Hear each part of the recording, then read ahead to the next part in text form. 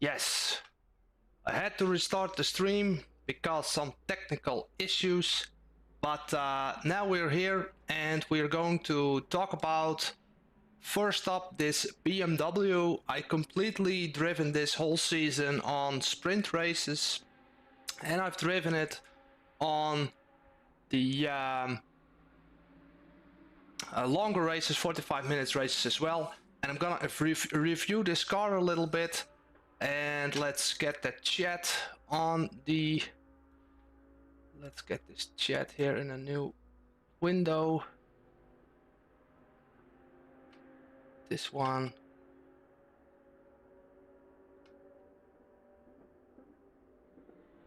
Yes, all right. So let's go to that. Open up that website first. So this BMW, excuse me, was really good to do, and I found this car just very like predictable. I never ever made such a like mistakes. So on the Nürburgring, it didn't feel weird. On Silverstone, I actually couldn't drive it because I was sick that week. On the Catalunya, I thought it was quite competitive. Zolder, also not really an issue. Watkins Glen is a track I'm always struggling. Laguna Seca failed, I believe, because they have some LFM, like some issues there. Well, obviously Imola is an absolute blast in the BMW. Also Alton Park, I did some very good results here. On Zandvoort, I actually got a P1, but that was in the split too, so I don't really think that's fair. Also on Spa, we made a video about Spa, how that was, and not really lucky, but pretty decent there as well. Suzuka, such a great crack, and I did one race on Kilami just because of the lack of time. Now, I want to talk about a little bit about this BMW and how setup-wise I actually liked it a lot. It has like a drawback, like a pro and a con at the same time, because setup-wise it doesn't really feel like you have a lot of fantasy going on here, because there's not a lot of things I really feel like changing all the time. So if we go to this setup, this is basically what I used, and I tried to change this, but I only made it worse. So on aero wise, I'm always pushing the max aero on the BMW. The only like exception is Monza. And on Spa, or like Paul Ricard, maybe on Paul Ricard a little bit less wing, but I didn't really drive it there. But you want to run this car max wing basically all the time, because if you take it off, you just sacrifice it too much in the corners all the time. So a lot of times there's not a lot of fantasy here in this area for me. Damper settings, I always go for something like this. Sometimes the bump I got a little bit higher, especially when we trail braking into long like corners. Imagine the first corner on Suzuka, let's say, you know, we were braking really hard, and yeah, so as of the brake bias, pretty low. On Spa, this was actually changed a bit. I got more like this value, so, but on other tracks, we really want to have that anti-roll bar on the front a little bit higher, and also for the wheel rates and bump stop ranges, this was pretty like the same all the time, and I wasn't really changing this a lot. Also the differential, not a lot of fantasy, and that's just actually the best thing about this car. You can just set it up like a setup like this, and you don't really need to change a whole lot of things. Now, I've seen other people, they're driving with like low values like this. Well, obviously the setup needs to maybe be a bit different when you're running like a 2 and 2 traction control ABS. Also, there is not a traction control 2 setting. it's just like weaved into this first one. Now I really like it when it's there, because when I get like tire wear or oversteery situations, then I push that value a little bit up to save some tires or whatever. Also this checking here, how much people do we have in the stream?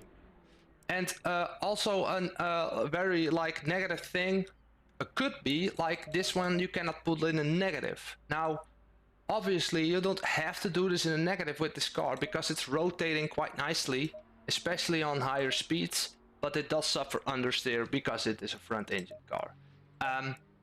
I would say I chose this car in the beginning of this LFM season because I wanted to get a car that is not so much affected by the LFM BOP. So this car was only like 10 kilos, 20 kilos, maybe at max, but it was around 0. So I could like allow this to use this like in a normal multiplayer or in like different kinds of lobbies and on LFM, and the difference would be like minimal. And that's what I really liked about this car this season. Now obviously we need to pivot.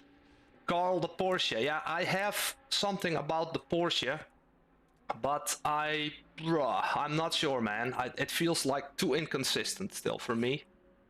We will see. So yeah, that's basically the BMW.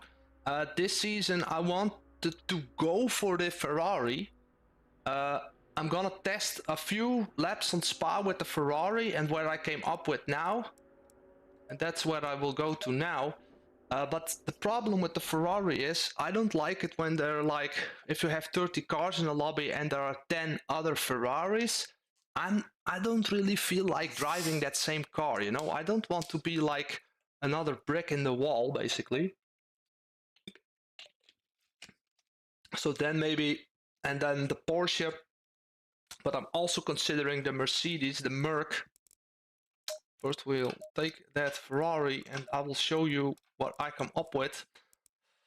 Maybe we can go into a multiplayer on the LFM. Let's do that. Oh, that's the wrong one. This one.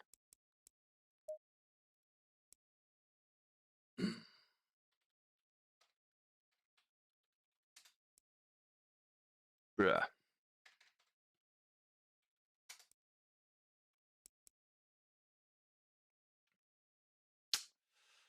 Thanks, Bo 4K. I will keep going, mate. I have like a library. You won't not imagine how much videos I'm still planning. And if I see on YouTube what people are posting on sim racing, you know, I'm not the fastest one out there, but it really feels like there's so much information still missing. And if the information is there, it's in a live stream of like 7,200 hours. So where do you actually find that information? So there's gonna be a lot more. And like I started this channel in April and I got like 7 subscribers then. And I improved the videos a little bit by bit. I deleted some as well.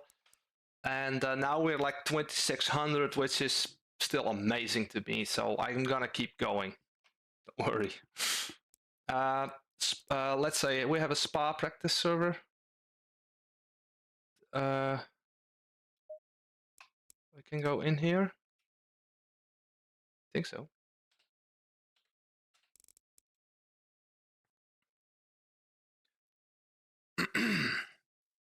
Now I've driven the Porsche quite a bit, and there were some things that I noticed about it, and I want to implement this on this Ferrari as well. And if that really works, then maybe this will be the car, but I also want to try if I can implement it in the Mercedes as well. On the videos I share on the channel, we have this basic preset, and I'm always like talking about like a 75 anti-roll bar and like a 25% rear anti-roll bar. But for me it feels like there is some issue created when we have like fast corner and we need to brake a little bit. And especially on the Puhan corner on Spa, this really gets exaggerated. So there is something we need to fix about this, because it's like a very dangerous corner for a lot of people using the preset. And yeah, so which one it was? I believe it was A7. Let's check this. Yeah, so on this car I also shared this setup on the Discord. The Discord link is down in the description if you want to be there. So Stormin Norman, thanks man. I'm putting out more videos. There's a lot more coming. Let's see. Let's just show you this. Oh, this is like the A8. What about A7? I'm gonna check this real quick. 5, 10. Okay, yeah. So I will drive some laps here on this car. See how this LFM BOP is affected 216. But we'll never ever make it 216. So maybe a little bit less fuel gets us more in like the 218s. The few laps, and I'm gonna go to the Merc, and then yeah, maybe some other tracks as well. We're gonna have to see.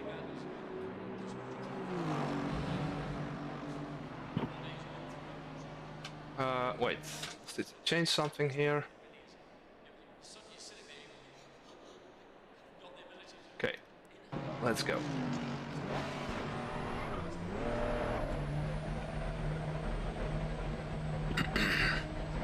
It's quite busy, yeah? 25 cars.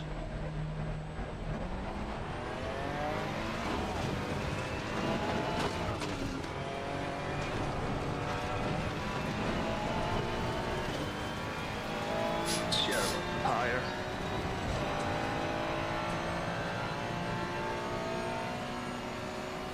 I'm getting better on the flat screen because I normally always drive VR, but for streaming purposes it's basically impossible at the moment to do it in VR. Oh, some car. It is sensitive on the rear, but we actually desire this to get rotation in the car. Trail braking a little bit here.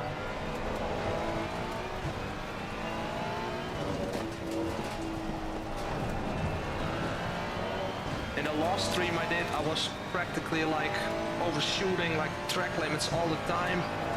Hopefully it's gonna be a bit better now.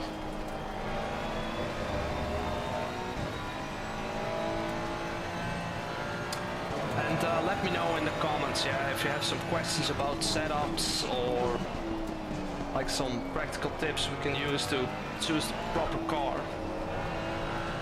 The biggest reason I'm like hesitant about choosing this car is that a lot of people are driving a Ferrari, and I don't want to be in the same car as everyone else. Oh.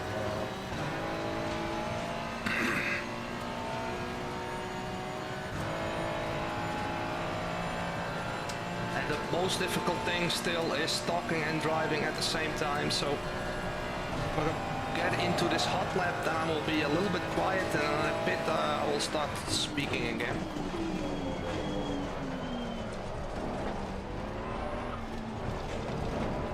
Okay, let's go.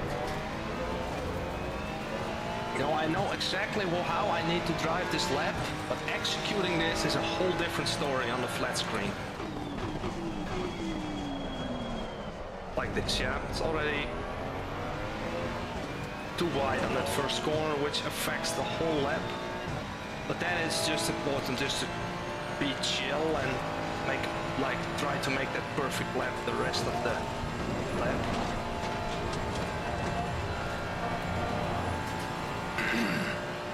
And this car on El Rouge and Arion, you really need to be sensible with the steering inputs. If you do too much, then you can get into trouble.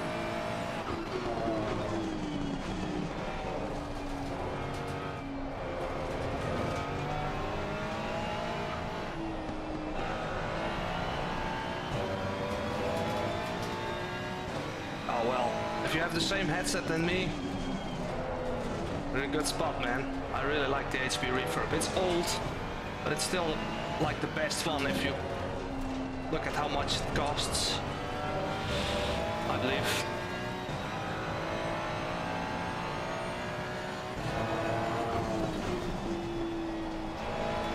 And I'm applying like 5% of brake just to make the rotation in the car there.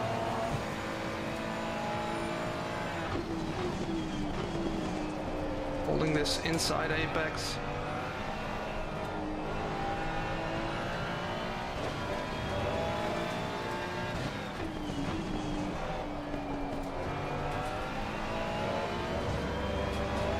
I was quite struggling for some grip in the beginning of that first few laps, but now we get actually the Thanx, and now it's really behaving nicely. I think for Spa this is an absolute great setup. If you're a little bit advanced, and maybe we can have a look if you're like having trouble with the setup, how to change it.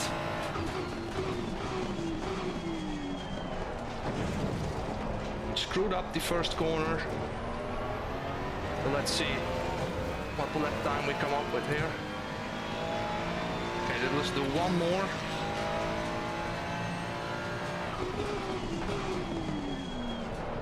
That looks a lot better. 2 tenths only.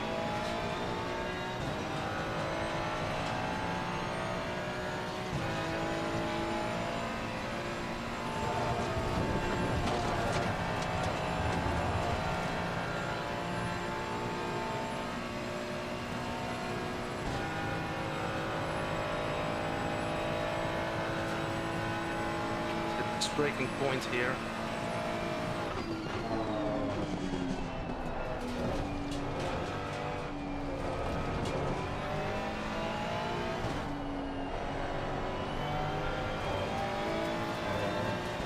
Okay.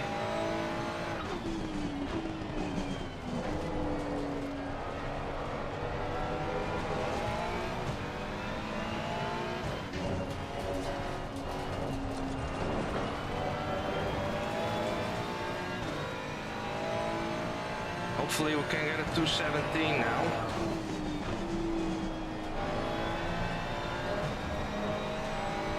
It will be too hard probably.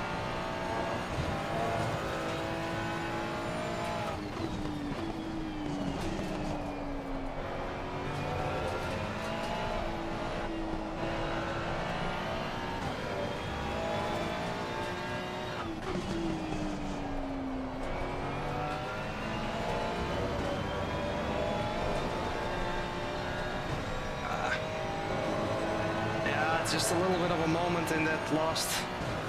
If you need to lift or you slide a little bit out of that last corner up on this straight, you just lose a little bit of top speed and a little bit of like acceleration, like at 110.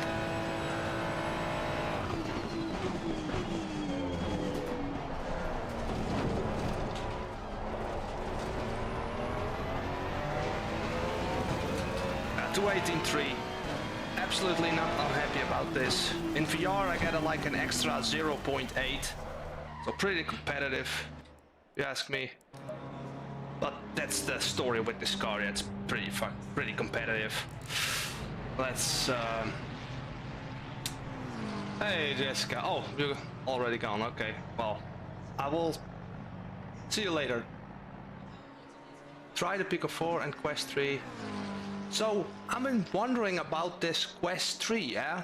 What would be, well, because it's got pancake lenses, but if I have to boil it all down, and you want a perfect headset for sim racing on PC, you want a PC VR headset, with like the display cable going right up to that glasses, so you don't have like a decoding and encoding software that needs to reproject the image like on the Oculus.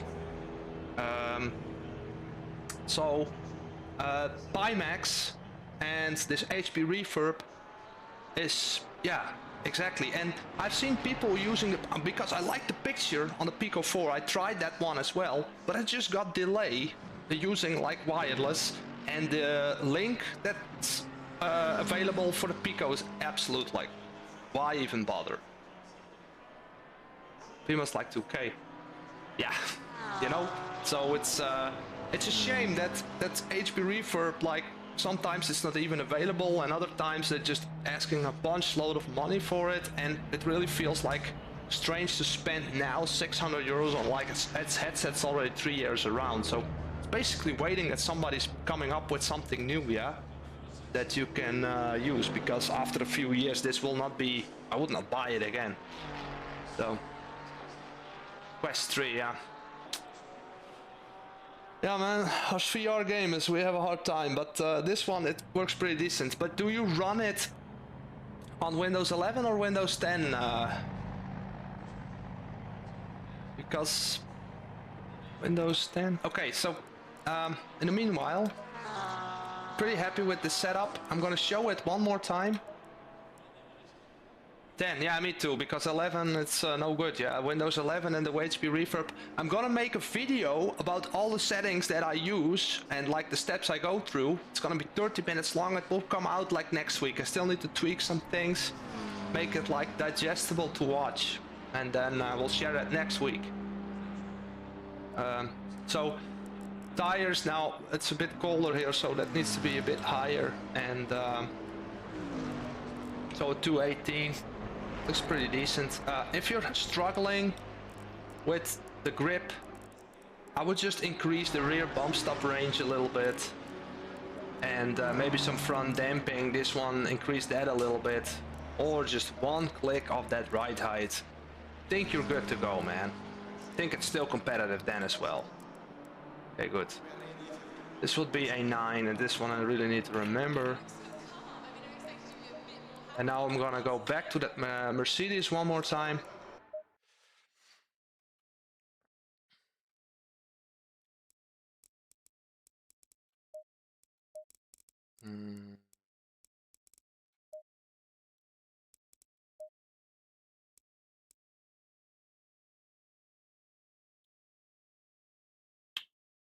We have a juicy graphics card, mate. I'm sorry, I'm running a 4090. I was just like, okay, I had a 3080, and then I switched to a 4090, because I have two friends, they have a 4090 as well, and if you see the picture, you know, and you're running a 3080, bruh, you need to have a 4090 as well. Yeah. And the 5090 is going to be like, what, 1.9 times better than this one? It's going to cost me a lot of money. Okay, this one. This now it's too busy in this practice lobbies. We have no different ones. Oh, this one. It's pretty good. Oh, it's the password. Okay. Yeah, if I put people, if I have people on the rig and they're here with me and they do the glasses on, oh, this looks pretty nice, man. What does this cost? Most of them, they're not. They're like, oh man, it's too much. Let's see. We had a 6. Okay, so we have this rear. I need to test drive this a little bit. I'm gonna test drive a few laps with this setup to get to know it again, because I'm not really sure anymore. Temperatures a bit more, like the pressures. Well, you have like the 4080. That's an, I mean, how much of a difference? It's like 10-15% only. How much difference that would be?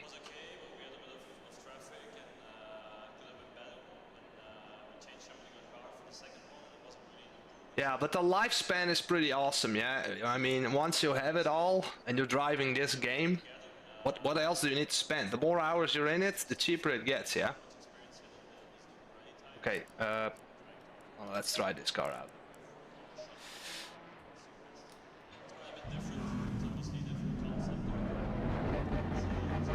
Yeah, it's great.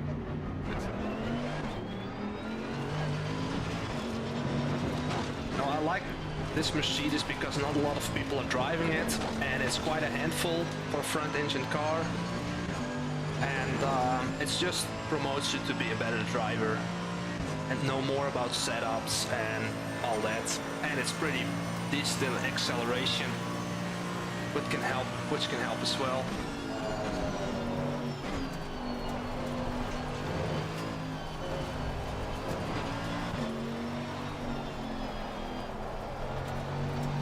Still need to warm up the tires a little bit.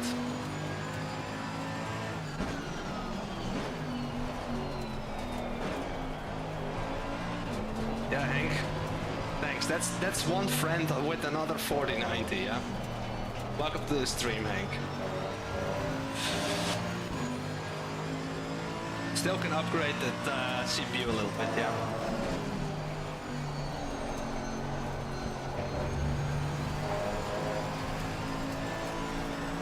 Let's go.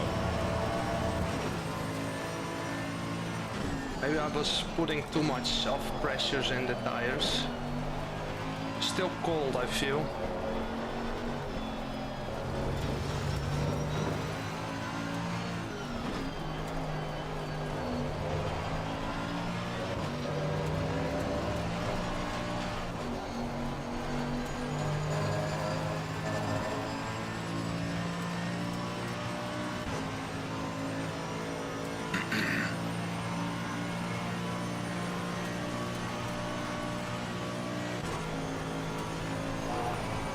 Over here is pretty decent, that's good.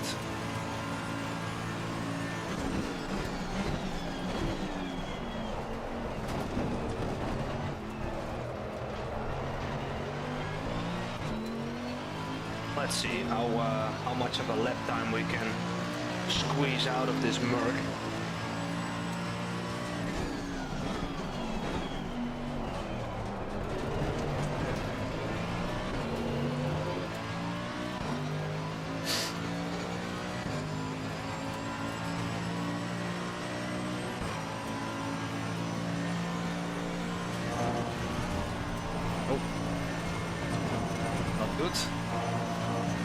To lift there to keep it clean. I'm going to make like a clean evening. The last stream was everything was basically dirty, absolutely unacceptable.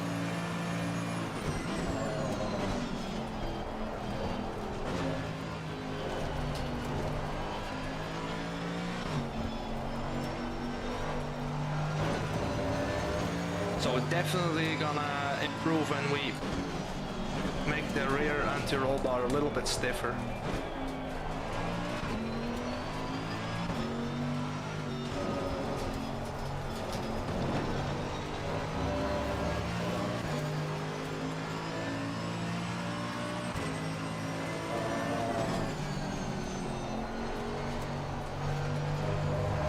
A little bit understeer still. It's probably gonna be a 219.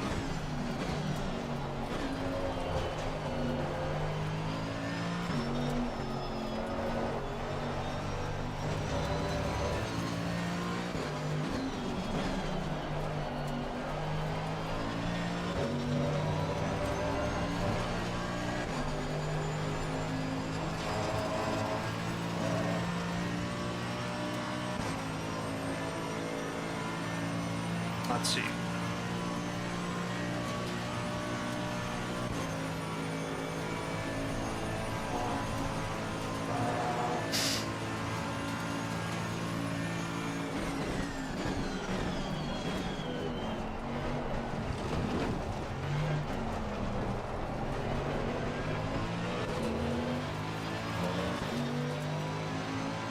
Yeah, because of our rules, yeah, we need to lift. Let's try one more lap.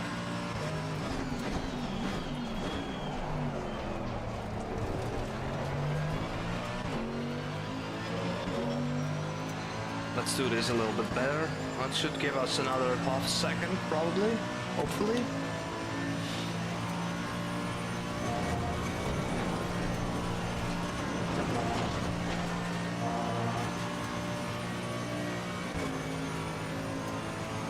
And the thing, if you're camel straight, you're hitting like 265 plus. then I think you're in a good spot.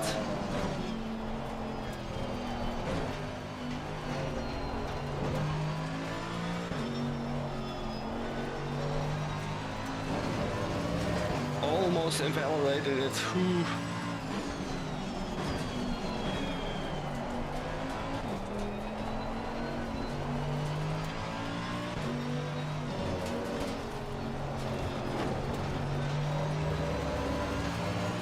I think it's still a little bit understeery. But I can control it over here, and that's really good. Oh no, bro.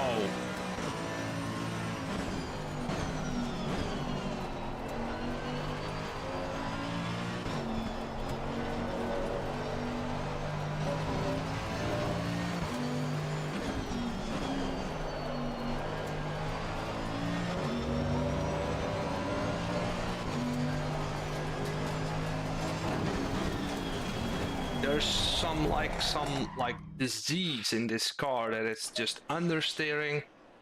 That's why every time we're on a throttle, we're getting track limit. So for me, if I am in this situation, I'm gonna increase this value by 2 clicks, because I found out with some other cars as well, with the base setup,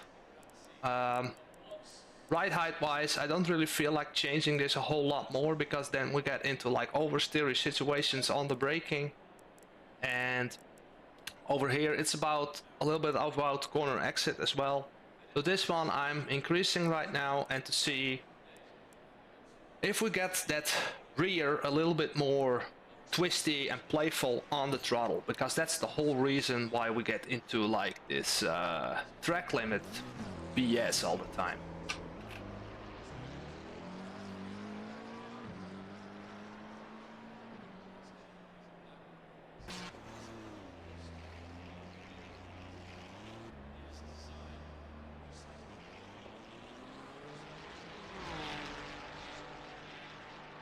Yeah, man. So, and Hank Boven is my like computer engineer. Yeah, he will like, if I need some stuff changed like on the hardware of this side, then Hank is my man to go to. So yeah, anti-roll bar, tires pressures were not really optimal. This one can be a bit lower. 27 is too high. This one, let's do it like this. It's gonna be A7. And what do you guys think? What would be an awesome car? Because I got when I started the YouTube channel, I started sharing setups for the Aston Martin. I drove the Aston Martin a full season. Then I did the McLaren 720S Evo a full season. Then I was going to do the Audi, but with the BOP changes, that car got really, I picked that car because it's hard to drive, but you get some reward because it's fast. But then they took out that element of a fast car, so it just gets very hard to drive. And every time when the race starts and there is an Audi around me, it doesn't really happen that much. Even if they're the same pace as me, if like we get into that last 7-8 minutes of the race, I see them struggling, I know what they're going through, and I can overtake them. And this is the story with the Audi, and I just not at the level yet that I understand how to nail that car. I think you like really master this game, you can get away with that, but it's a very hard car to drive. The Honda they did, Hank, but the Lexus they didn't. And I drove the Lexus a few times, and bruh, it's not competitive. It's no use. Such a shame, because I really like the Lexus. Okay, so yeah, few laps. We're gonna get like that less fuel, because I did that with the Ferrari as well. We get a proper reading. A7, resave that one. Yeah, I'm really looking like it looks like a proper candidate.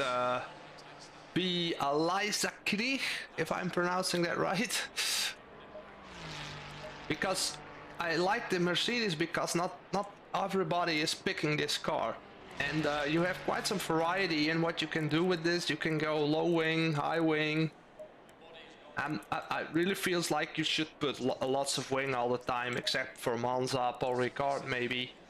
And yeah, so I now increase the anti-roll bar and to see how this is behaving now, because the biggest problem that I have with this car is the understeer and corner exit. For the rest, I'm pretty happy.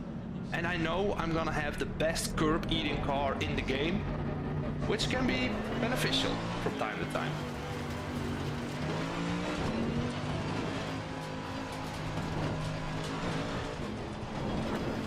Somebody coming on the straight? No. Always checking this. Yeah, it's very easy to forget. Somebody's on a hot lap.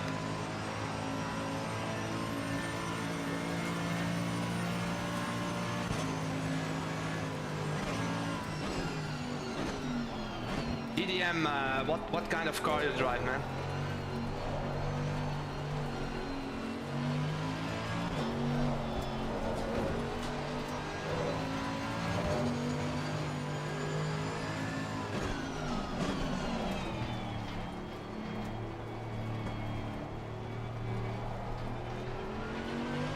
Okay, so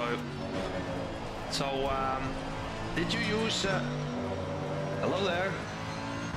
So I'm gonna respond to you a little bit later, because I'm going to drive this new setting a little bit, and then I will try to speak to you. What you can also do, it did not happen yet, but I started a Discord channel, and you could put in hot lap videos and maybe upload a video there, and then I can have a look, you know, because I really want to get. I'm not a driver coach, I'm not gonna pretend to be one, but there's some things that I know that maybe can help you. And I'm gonna just say it's me, but there's other people can maybe comment at that as well. That's really useful to get some review on like a hot lap or a certain track. Doesn't really matter which track it is, basically.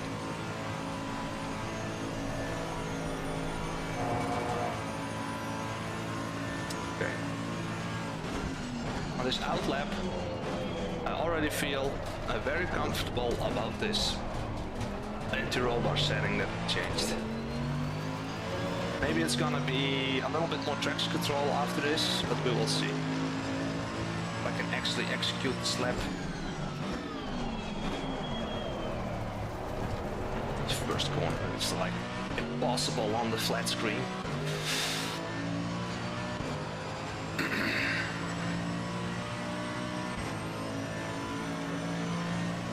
Oh, nice place to park your car, man.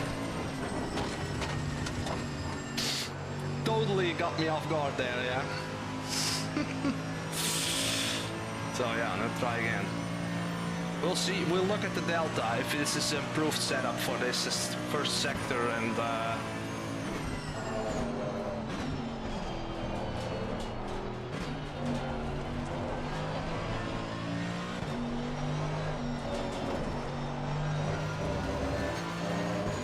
let's see how the delta is changing.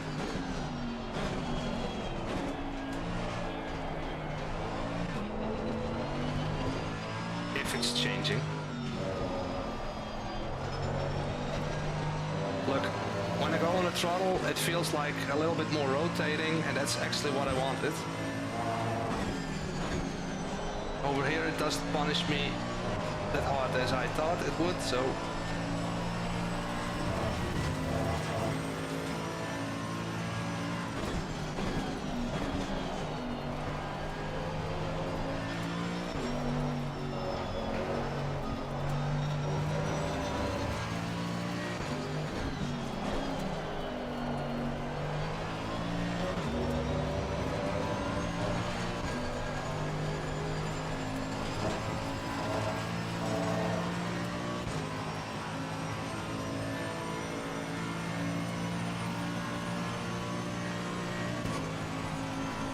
let's see.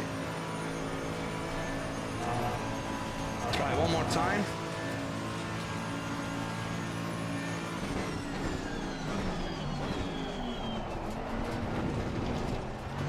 That you cannot do in the Ferrari, yeah?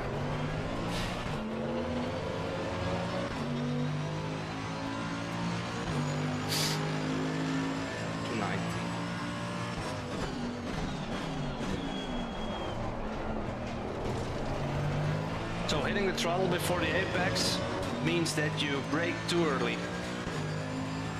You shouldn't touch the throttle on the entry of the apex on that corner.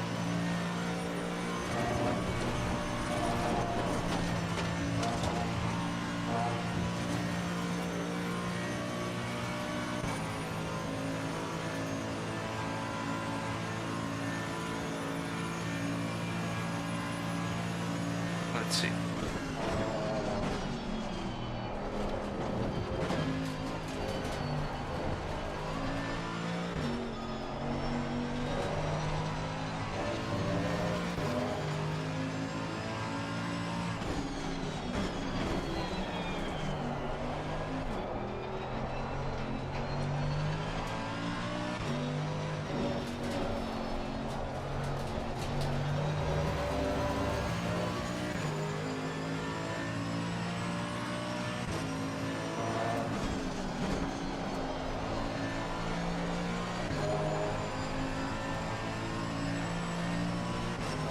Looks better, yeah?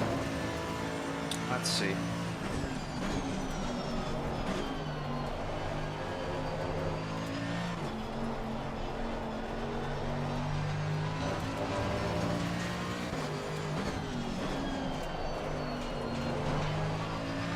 Oh, I like it. Oh, I like it. I need to lift here because it's just need to like change driving style on that last corner. I need to like take some curb to make it rotate a little bit.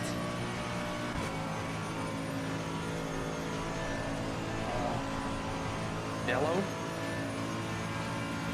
Let's see. A little bit early on the brakes here.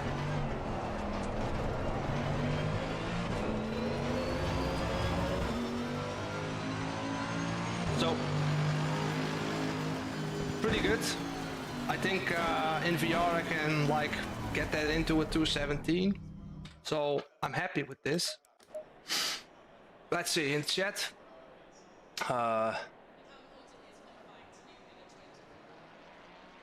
Struggle to keep a hard balance. Yeah. Yeah, and I drove the Porsche quite some like practice laps as well. And this Porsche, it's if you use throttle or brake only a little bit, then you're in a good spot. But if you do nothing, like coast, then that car starts to like really rotate and do weird things. So stay on that throttle and braking. And so if you're using stock setups from the game and you're driving a 220 like with the aggressive preset, I'm thinking you're doing pretty decent. Let's say the McLaren, if I got like the aggressive preset or I run max swing on the McLaren, I cannot even get into that 219 lap time. So setup is vitally important. You really need to change up that setup. Absolutely vital to get into like 218 lap times, 217 and below. Let's see.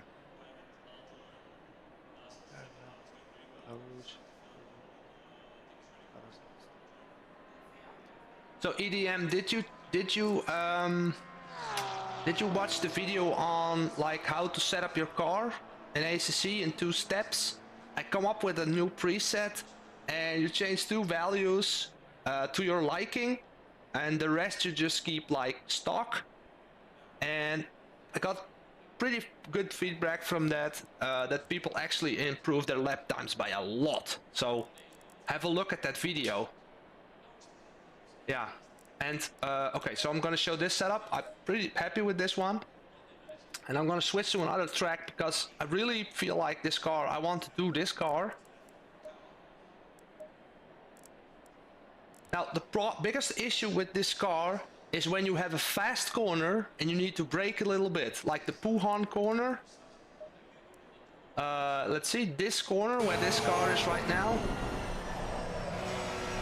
That rotation you're getting, that's the hard part with this Mercedes.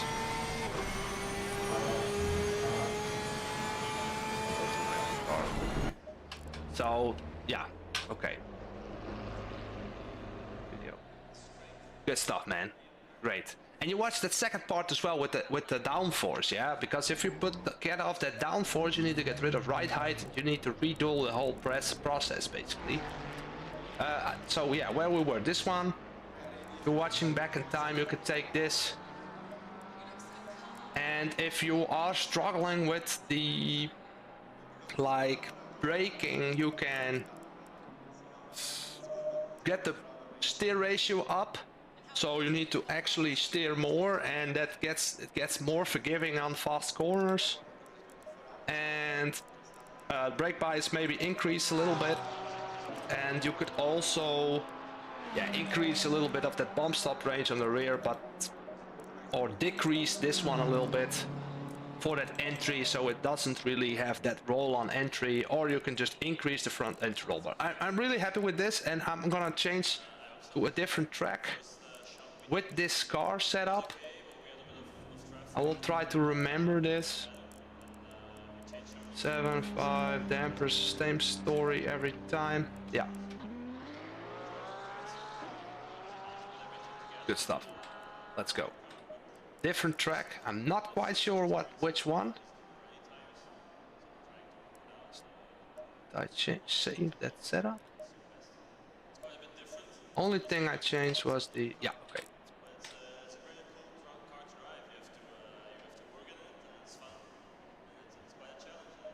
Come on, man. Yeah, okay.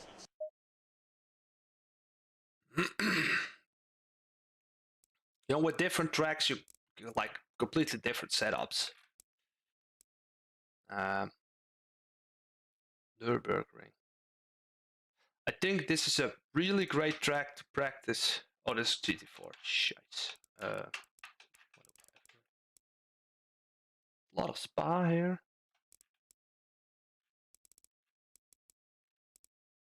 Misano.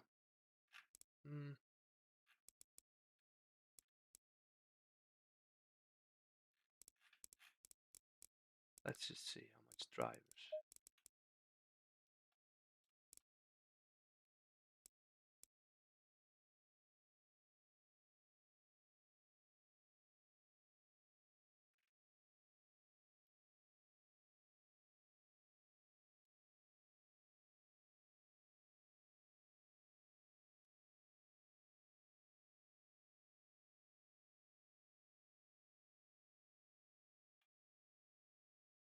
Aha, good. 48 with a 992. I think that's good, yeah. Was it LFM BOP in place, or it was just on your own, like Spa.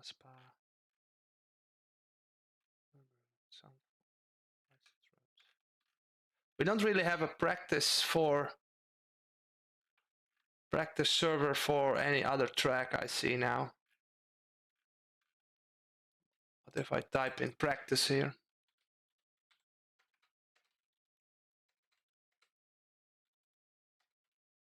I freaking type that actually.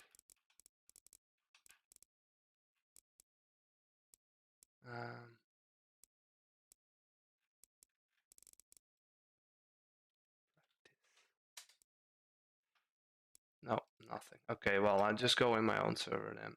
Oh, practice. PR? Oh, does that help? Let me check.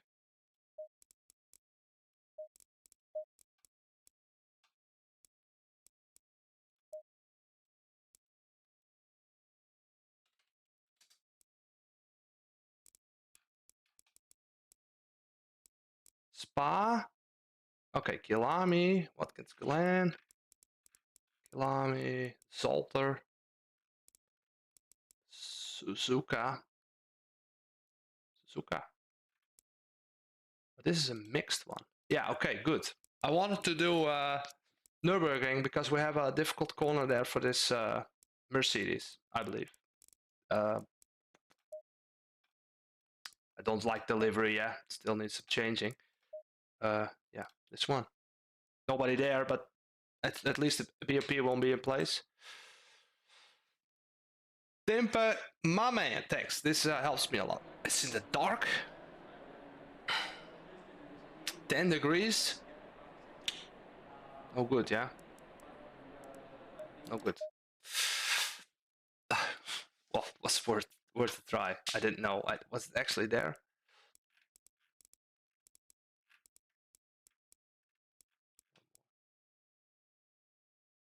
This one maybe. So I will just drive that in my own because I really wanted to use that values that I always have. Few laps, yeah. I know pretty quickly. 54.2 I did with the BMW. So I remember when I started Assetto Corsa, I was like 4-5 seconds off that pace. So, and this is after driving like 2 years. So 2 years, it's a lot of time, yeah. But it was like it's like 600-700 hours now on the Assetto Corsa. Have nothing. Just stand by. I will just push these values. And these are these values that I used from that video. It's like the basics. I've done this so many times, and at some point when I was building a YouTube channel, I thought like maybe I need to share this with the rest of the world, yeah.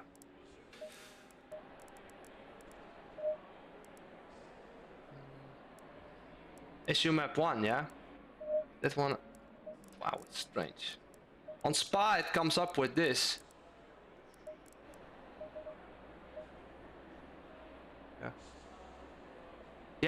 Yeah, it's so much different. That's the yeah, that's the thing, yeah. But with the BMW, I didn't really feel any changes because they did not put so much weight on it, or they did not take a lot of off or on. So I'll keep this at 2 for now. Like I say, 25% of the slider, but a little bit stiffer would go a long way. This one can go a lot lower, probably.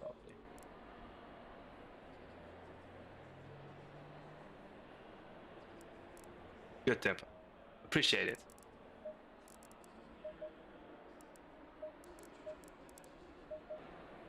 Yes.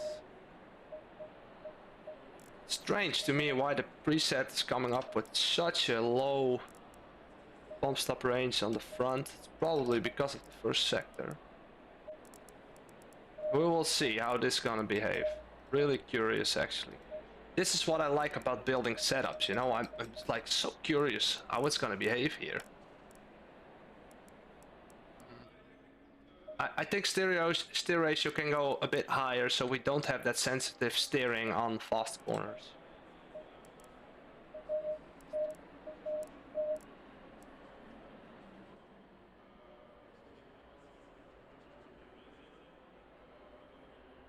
Oh, we're gonna have to find out, won't we? I'm kind of like 80% sure that I'm gonna drive that.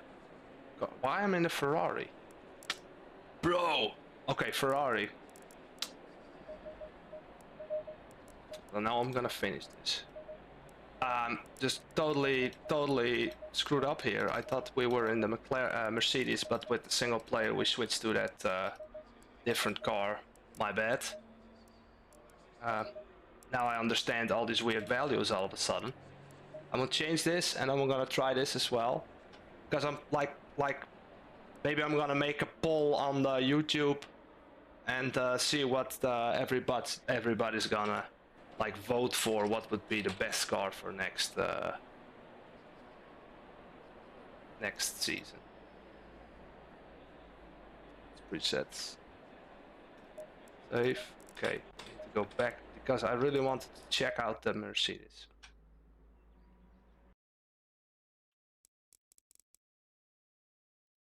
I think when I drive like a new car, this is just always asking a lot of me in the beginning, because there's so much play in the brake, in the steering, in how it accelerates, how it's gripping in mid corner, how it's gripping in the first 25% of the corner, how much like input do I need to give this bad boy to get into that corner, how much throttle do I need to apply when I'm having a certain steering angle. You know, it's so much different things with different cars. Leon. Yeah, but when I'm alone, Leon, on track, I can have fun in the Porsche, but I don't want to take others out because this car surprised me a lot, and because sometimes it's just like it's like women, yeah, they predict in like unpredictable ways sometimes, and this unpredictability, I don't like it, especially when I'm around other cars. Eventually we're gonna have to pick that, so we'll see. So yeah. Okay, we'll do this one more time. Sorry guys, I completely screwed up this card choice, but yeah, only human, yeah. That's why we get all these weird values. Yeah, noise. Stuff cannot grip. And this one, yeah, 4 lowest but 1 higher, lowest but 1 higher. Oh my god, it's really hard on the rear. Something like this, yeah. 900. 900. And 11? 11 dampers, low, high. This one. Boom. This is the exploit, yeah. Got them from Jardir, and I tried it out, and I'm like, holy shit, this actually works.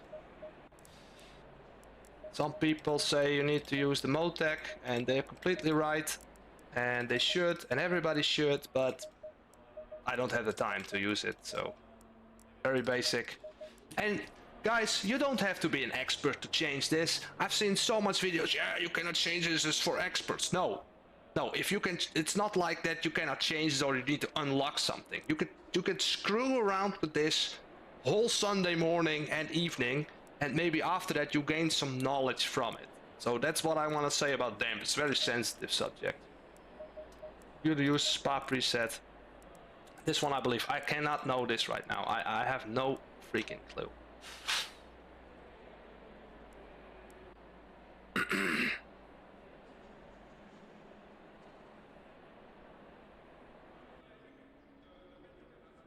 During the cooking. We're making a nice meal. What's the B stand for? Is it like Boris or what's your first name, Mr. Latchi Creek? Lights Creek. And people, I want to say in the Steam, like, or in the stream, if I missed your question or I did not respond, you can just like repeat it, and then yeah.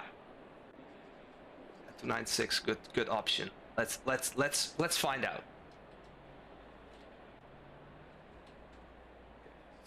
Let's try this bad boy out now.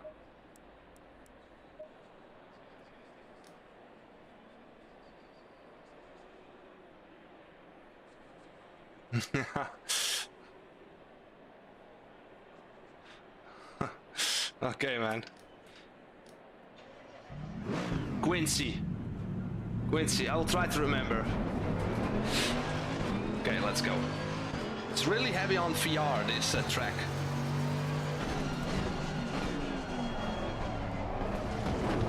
Let's get this up. From the Latina America. Good stuff, man. I like it. It's good. Never been on that continent before.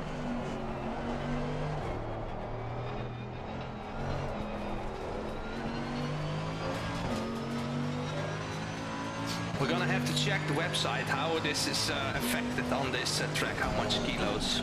And obviously I need to head to invalidate that track. Maybe I'm gonna change that sim racing channel to Arnoud invalidate laps.simracing.com or something, because oh my god, horrible.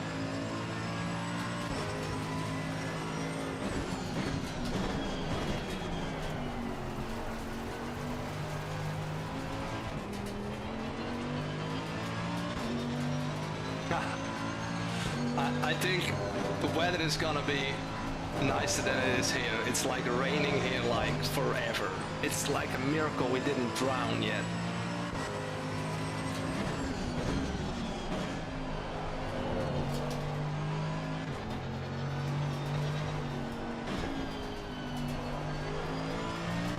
So I have to admit, this is the first time on the Nürburgring on a flat screen. So that 54 lap time that I have right there, probably not gonna happen.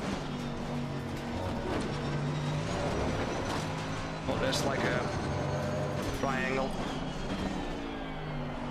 Let's see.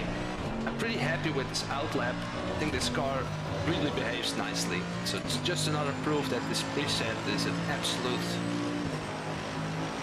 great way to start your car setups with the Thanx 100-meter sign, yeah?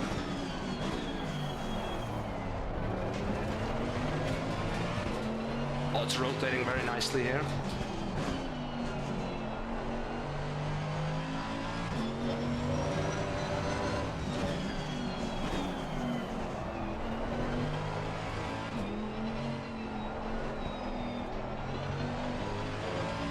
Now, I'm really happy how this behaves from the first setup change, because that means that I don't have to think a lot about car setups anymore about this car now.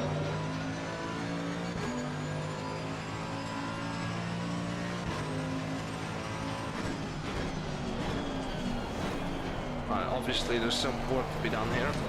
I think a little bit of that brake bias needs to go down to get some rotation in that corner.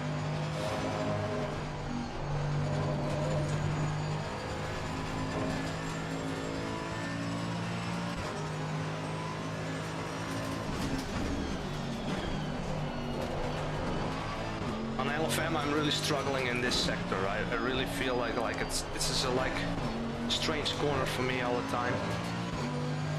Especially when I'm split one drivers, they don't have any weaknesses, you know.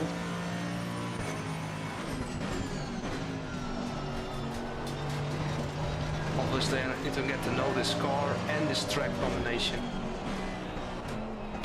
Maybe keep it in second gear. Let's see what we come up with. Holy crap, this is slow. Not 56.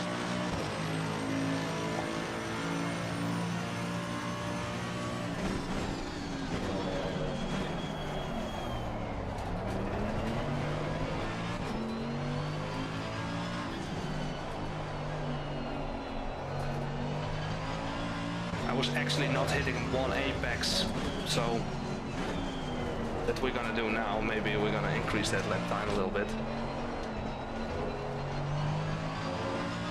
2 tenths here. What here? This is not perfect, yeah.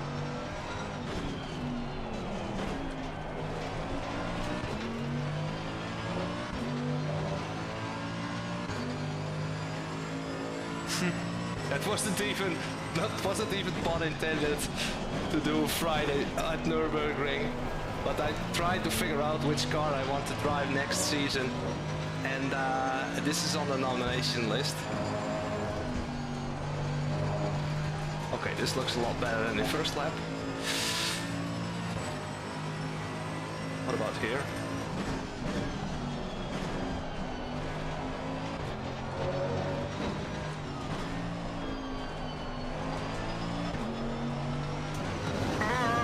No, not good. Pushing too hard.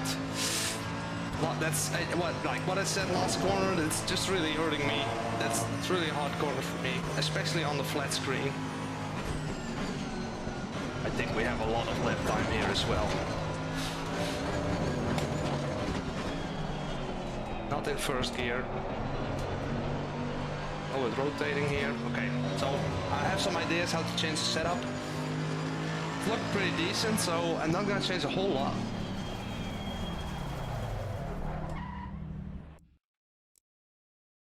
Return to the garage. Yes.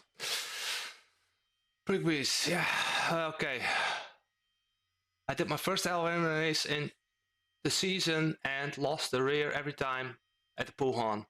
Any idea what I can change? Yeah, Puhan corner. So it's about, because like it's the nature of that corner. You're going downhill, you're braking, so your front end is going to have a lot of grip, and at the same time you want to steer as well.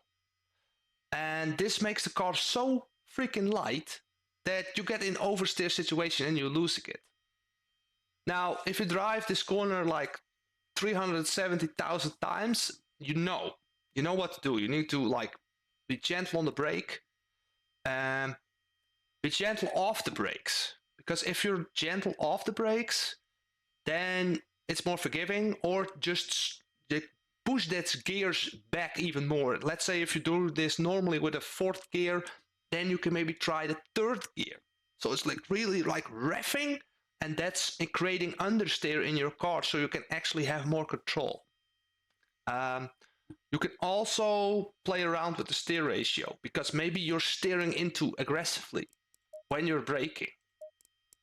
Increase it, try it out, and a little bit of extra front wheel rate goes a long way as well, and together with a little bit of less rear ride height. And I don't know how much wing are you running, but this rear wing setting on that Puhan corner on Spa, it's really dominant. If you take some off, you get a lot of instability as well. So maybe it's something you can work with. Hello, I just found your channel last week and subscribed immediately. I've spent a lot of time learning all going into multiplayer. Thanks for helping this serious noob. Well, Swindle Mac, I appreciate it, man, and I'm really want to like if you could like have the levels and you would divide it from 1 to 10 stars. I believe I'm like 7.5, you know, and that last like 2.5 star that's actually achieved by driving this game so much more. And I'm only like doing 2-3 hours a week, but I'm doing this like race games. I'm doing like from when I was like the first PC, like the Pentium 1, you know, until now. So games got better and more realistic, of course, but yeah, it's the best hobby to get into. Yeah. Oh, you got the, yeah. Oh, nice. Ribena, good man. License, awesome. I'm gonna make one for the for another track as well when it comes out. I believe next week or something. The new license track will be out. So yeah, I'm gonna make one for that as well. Let's see. Okay, a lot of people here. Good stuff, man. So this car. Pretty happy with the setup, I believe. I'm gonna increase the rebound in the front because I can have some more grip. I also want to decrease this brake bias because, yeah, I feel like we can have a bit more of that. The steer ratio, I'm gonna increase even more. Now, in the fast corner, it's kind of like still understeers in the fast chicane. So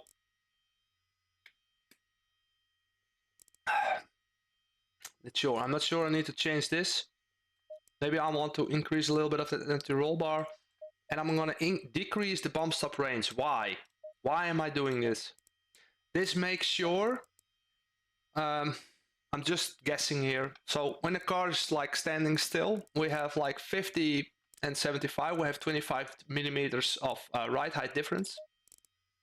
But when we're on throttle, or we have downforce, yeah, let's say we're driving fast, and we have this situation, I'm gonna assume this is millimeters, but maybe it's something else, maybe it's inches.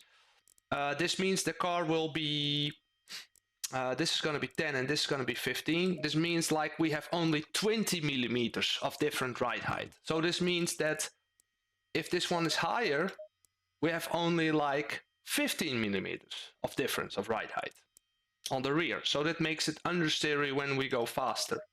So let's try this out. This was on 9, I believe. 10? Ah, 10 is good. 15 and 10. Let's see how this behaves now. On entry, I feel on entry we're pretty decent. So entry, front entry roll bar on entry. If we lower this, we get entry like grip and roll. Don't really feel we need to change that for now. Tires, rear tires. This one's a little bit. This one can have a little bit more pressure. Maybe this looks fine. Let's see how this behaves. They call this A1.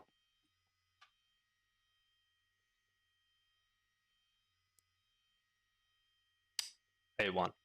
So yeah, if we go down and it's like A17, then you know there was a lot of changes, yeah? I try to save everything so I don't can always go back to something.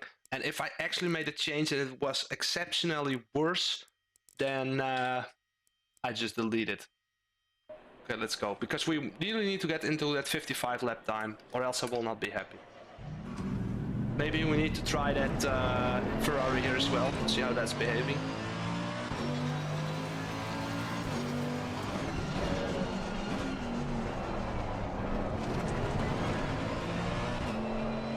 Ooh.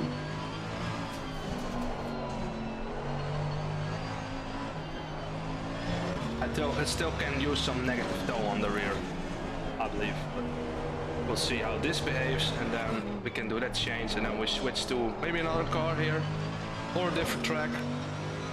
Maybe we can drive a few laps in the Porsche. Just put an F in the chat for the Porsche, yeah, then I will do it. It's just a nice way to see me struggle, basically. But I did came up with a decent setup for the Porsche, so maybe we can drive that a couple of laps.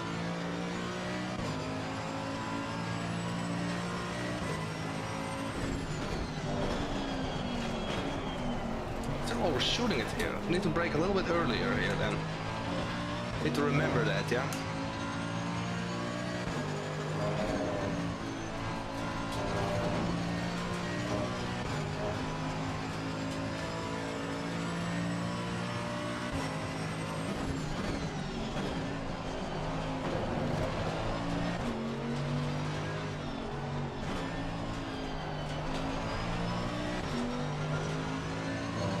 Behaves nicely here.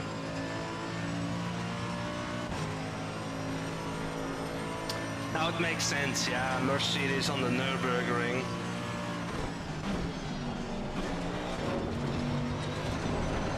Maybe an Italian track would be a better test.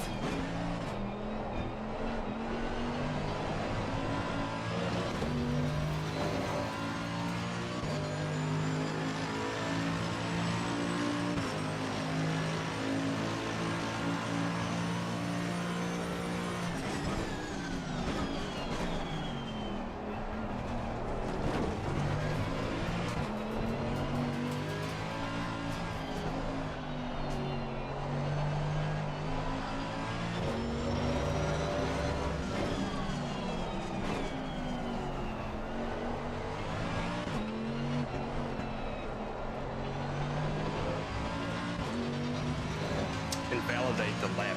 Great stuff.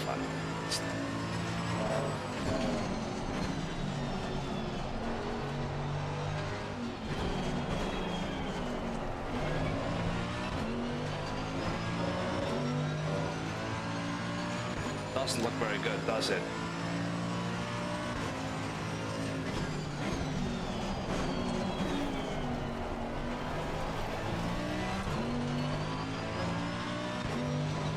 Greased a little bit here.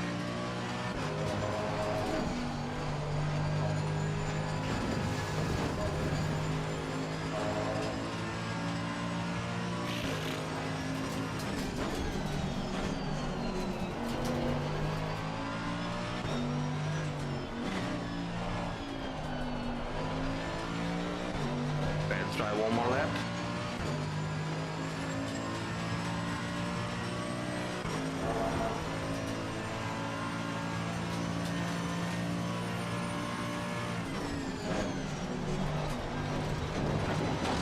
Drives, yeah, on the curbs.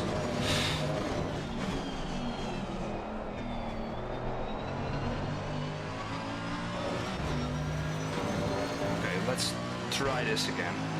We have more temperature, better pressures. gonna assume it's driving better now.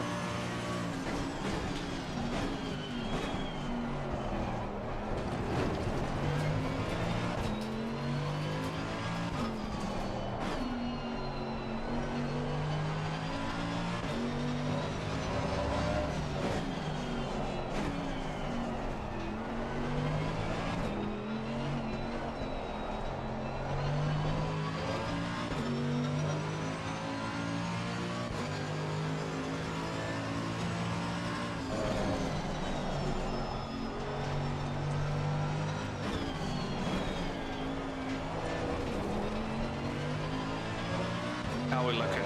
Okay. Got a 55 on the Delta. Let's not screw this up now. Actually making this apex here. Looking good.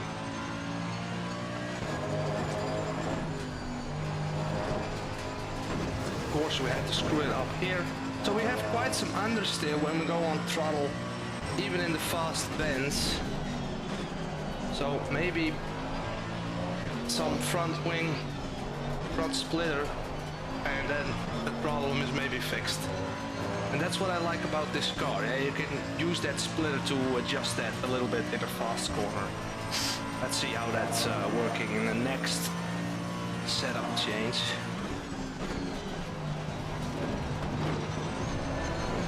Oh man.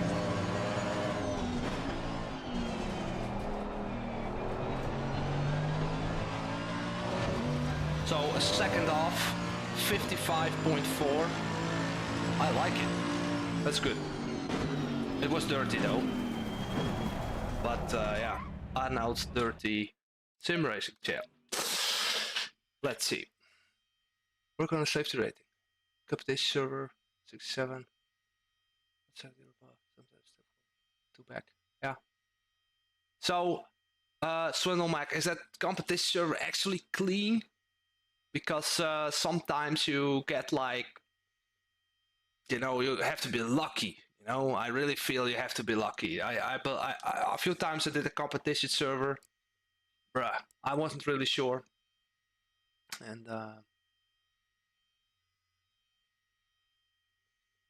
how do you try to get faster? Try to get 3 seconds. Months. Don't go. Okay. Prip Glees. Do I pronounce that right? So, if you're plateauing a lot, and then you need to figure out when you're on your racing line, and maybe watch a track guide, like one that's like doing like alien lap times, and see how are you comparing to this, and if you feel like they're braking later, or like that's not something I would focus on, but I would focus on what lines are they taking and when they go on throttle, and try to position yourself and your car in those same situations. I would not focus on the braking first.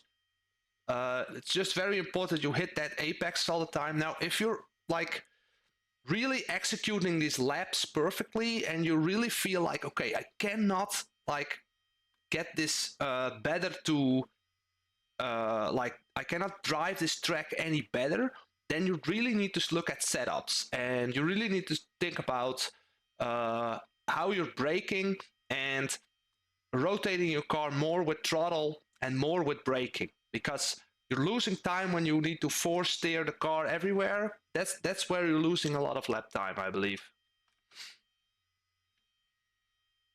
Okay, let's go. Setup change.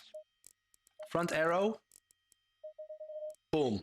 Maximum. Why not? Actually feel a difference, maybe.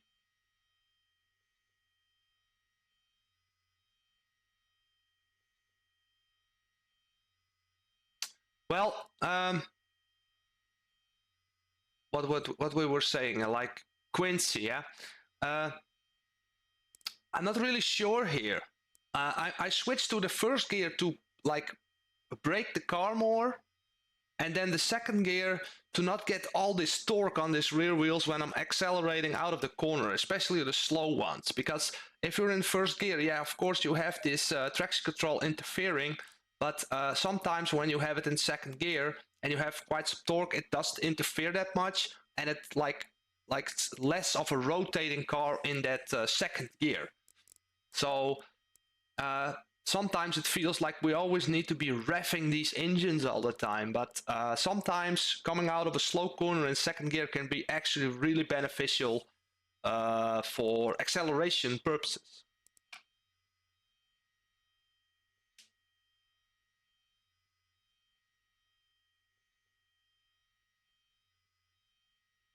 Yeah, Swindleback, that can actually really help you. And I've been testing out different things with the anti-roll bar lately. And so for the preset that I have on the channel, this is something like this. But I'm actually like getting them close together. The car gets harder to drive, and but it's also in combination with all this stuff. So yeah, you're gonna have to test that out. Just you can, like, if you're really consistent on a track, increasing 2 steps of this rear anti-roll bar and just try 10 laps more, and you can really feel that difference probably. Oh yeah, CT4 competitions are very clean, yeah. LFM has been a blessing to keep me. Yeah.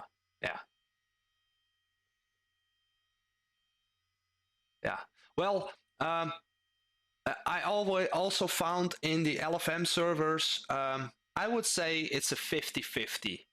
You know, sometimes you're just in bad luck, and I had like races when we were driving like 6-7 races in a row. It was great, and sometimes you get into like this horrible streak of collisions, like 3-4 races in a row. Yeah, it happens. It happens.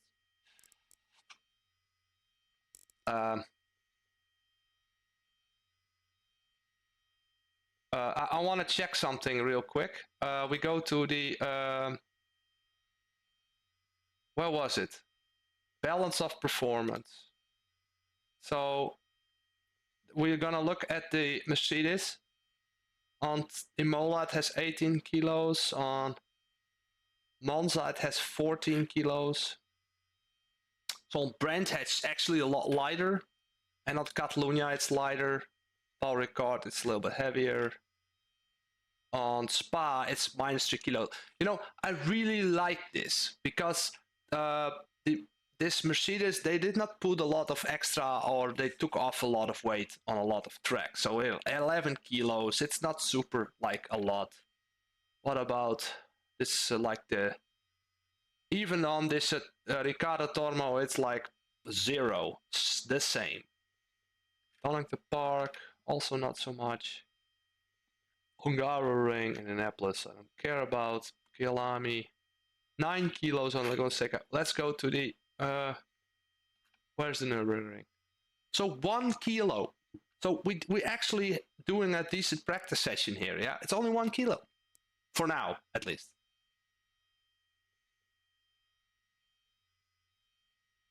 PS5. I see a lot of people on PS5 doing ACC. Yeah, I don't have any experience with that update, unfortunately. So wait, I need to go back to that A1 because I was screwing around with the anti-roll bar a lot.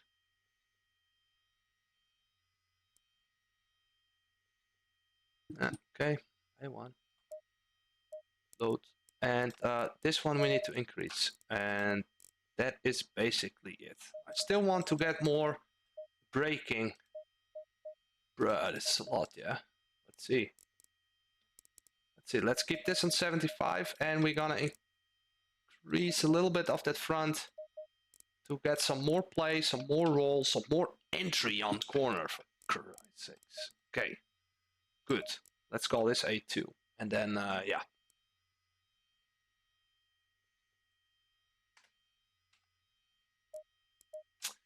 But if I had a PS5, I would go drive Gran Turismo first, like first opportunity I got, you know?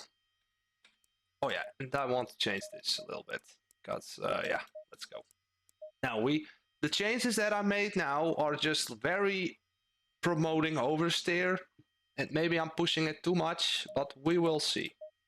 We will see how this affects, especially that front splitter. You know what, this just teaches me that we have a decent car setup, and by having like the half of the splitter, now I just pushed on like a lot of splitter, like max, because we don't have any long straights here, so we actually really need that splitter.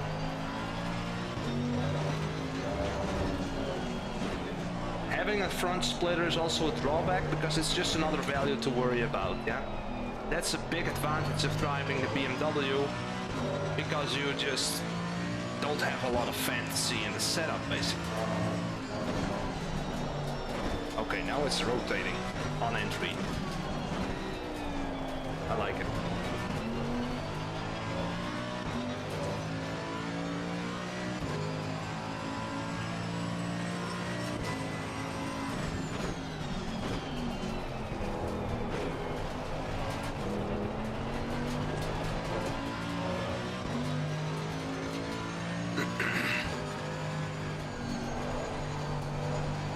Okay, good. There's a lot more grip on that chicane, probably because of the splitter and some other changes we made. So now I'm overshooting it, and it's kind of not oversteering too much. So obviously we overbrake that corner.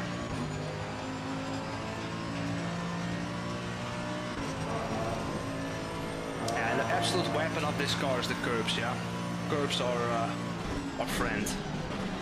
Let's demonstrate that here. No, it just feels like normal tarmac.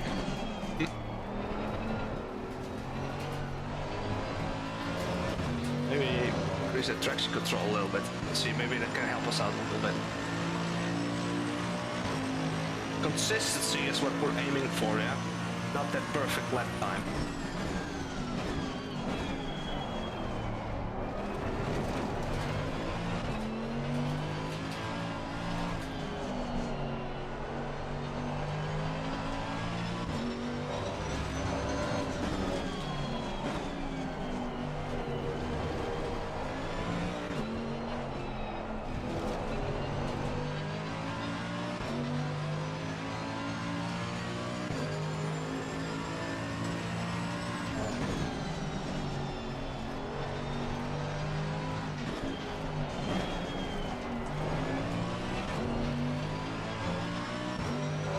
That's good, yeah, I like it.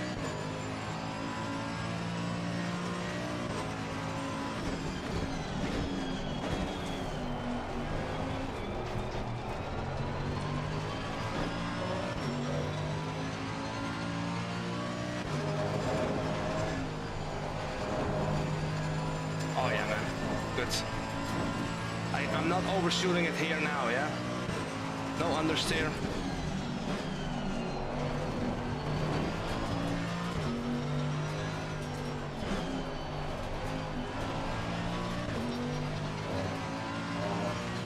Let's see. Obviously, no, don't have to take that curb over there.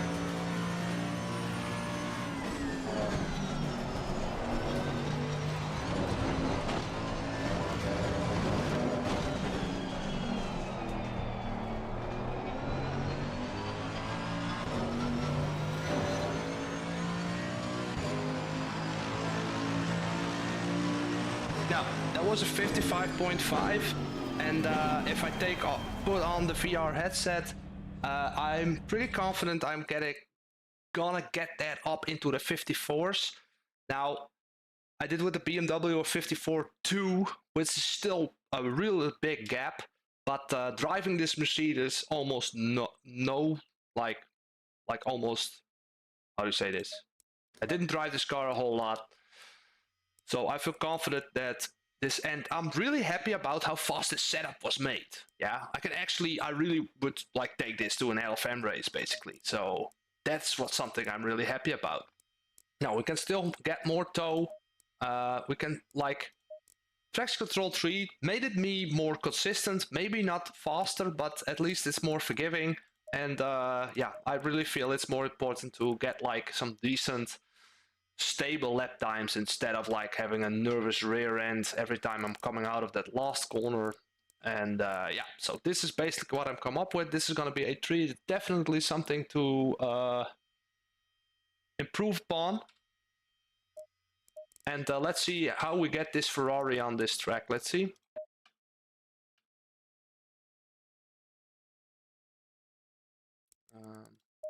And we made a preset so we can get this car going immediately. Let's see how it's behaving.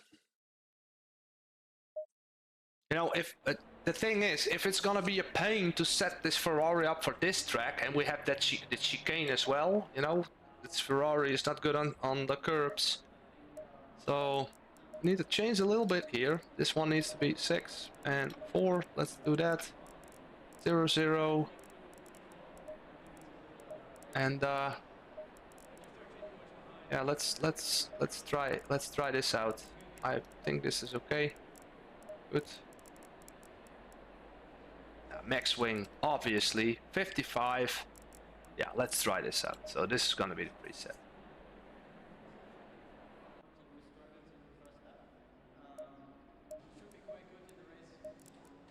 Let's go. And if you're like not driving this game a lot, or you're beginning, I would actually not yeah, of course you can do whatever you want, but if you actually want to get better and increase lap times, you should stick with one car. You should not do this like what I'm doing, changing car up all the time.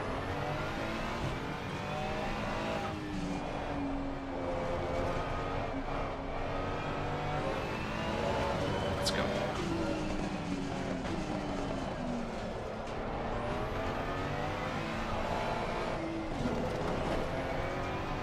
So easy, yeah? Easy to drive.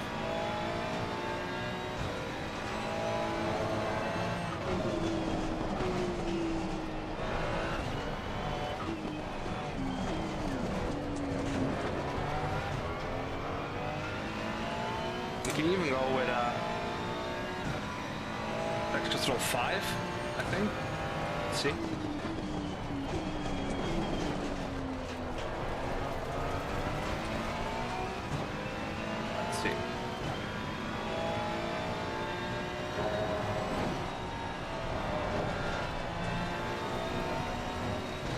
Just a little bit of testing out this car.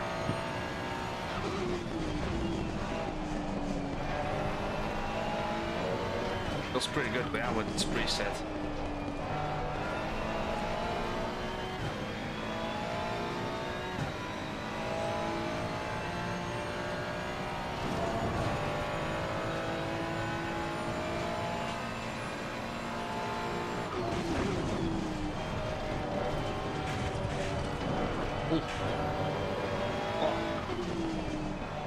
I was expecting worse. Traction Control 5, I like it. It's more playful than the 6, so let's see. Let's see what we can get with this preset.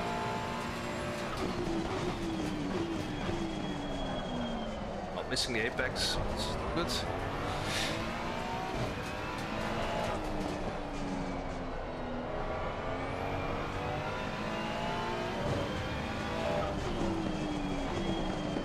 Understeer, understeer, understeer.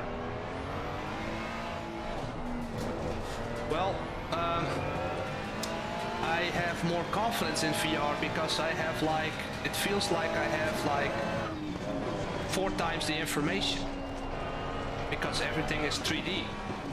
Like I really feel like sometimes intuitively I just know where to brake. And on a flat screen, it's like I really need to have like this point where I need to focus on. Especially when the first few laps on this corner as well. I have so much more information to execute a perfect lap. And over here, a lot of times when I'm mid-corner or mid-corner exit, I'm just guessing when I can go on a throttle. What's my perfect like steering input. And I enjoy it a lot more because it really gets me the feeling that I'm actually in the race car. And here on the screen, I still have the light, I still have the room. You know, my subconscious is telling me you're just sim racing in your man cave, and when I'm on the VR headset, I'm actually there. At least it feels like that more. That's like the reason.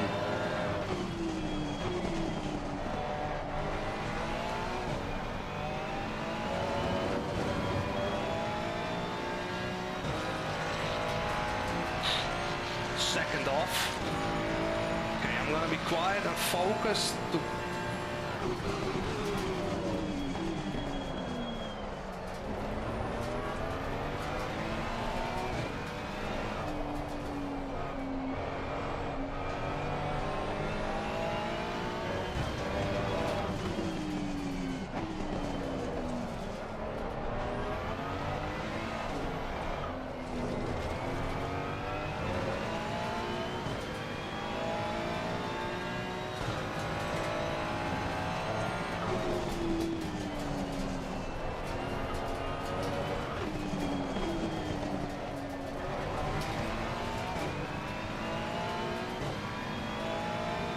Quite some space left to run wide, so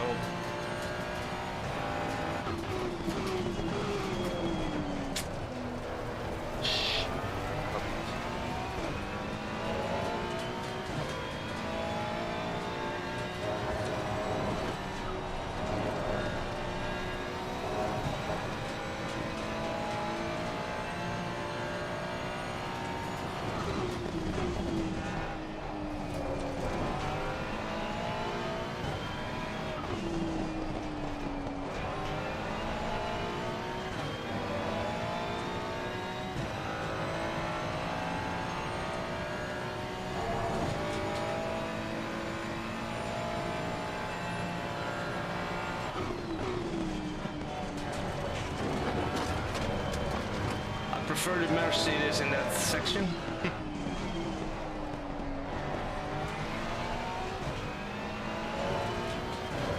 Okay, it's actually quicker than the Mercedes, but it's probably gonna have a lot more weight on LFM, so I'm pretty happy with this as well. Man, this makes the decision even harder. Well,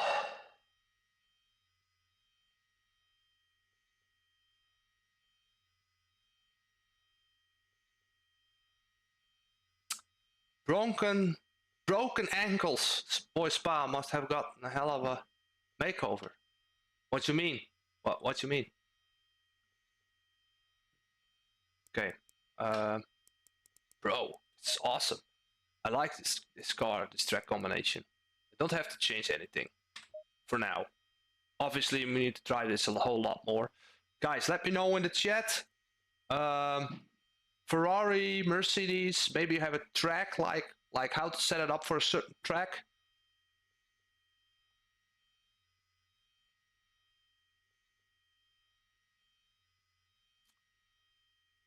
LFM is the worst thing happened to sim racing. Well, I think the opinions vary.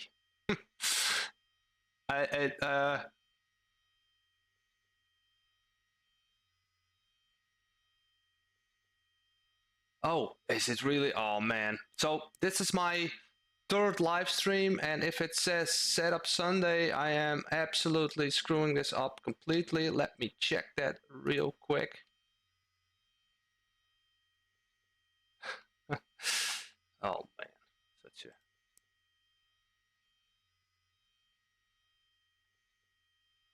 Where is that one? Let's see. Oh, here.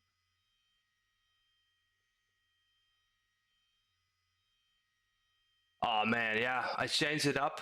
So I'm gonna change it.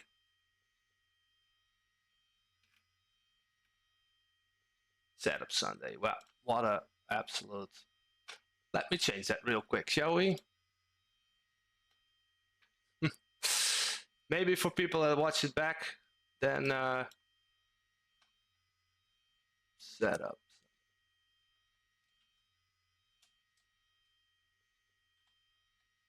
that up Friday, mate.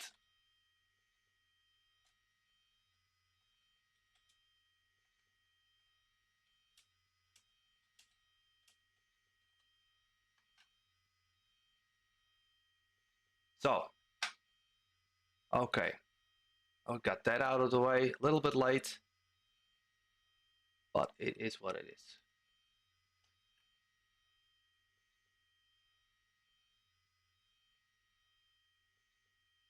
Yeah. So I need to do something to get people in this stream. Yeah, maybe I'm like into a time machine or something.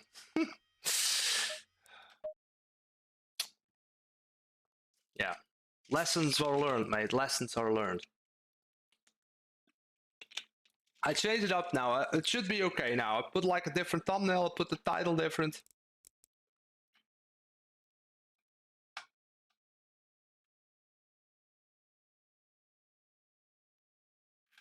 Okay.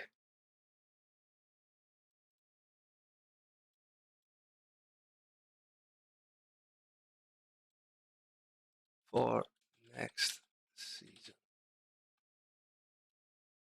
Good stuff. Okay. Sorry about that. Yeah, so I'm gonna show the Porsche as well. Let's try this Porsche on the Nürburgring.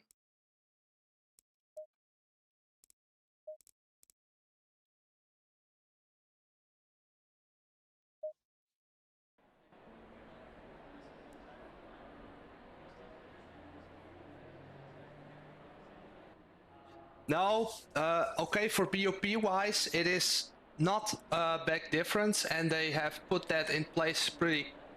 Well, it depends on what split you're in, yeah.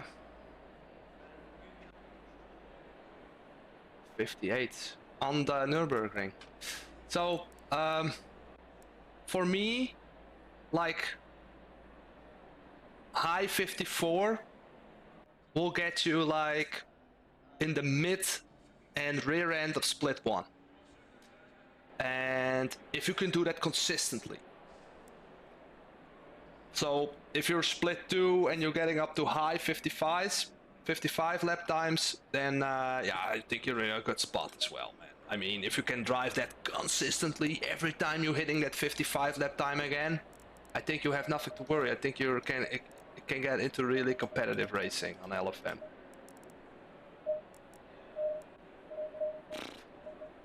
So check it out, what I'm doing with this car. I've driven quite some laps with it already, and I just want to show you the process that I'm going to with this Porsche. I've searched a lot of info online about this car and whatever, and it's going to be absolute test to see if it's gonna be applied here as well. On the preset, I say 25% on the rear anti-roll bar, and on the front 75. So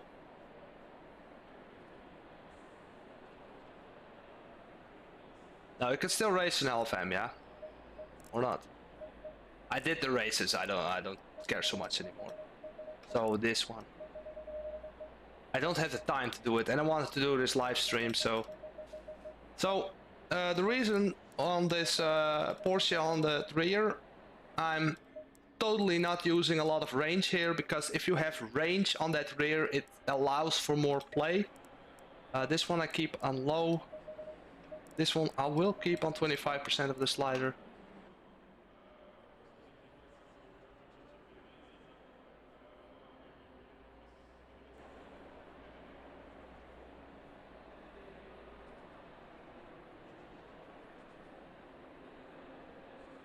Rear wing, I want to have this maximum on this track for this Porsche, I believe. How much is the stream actually?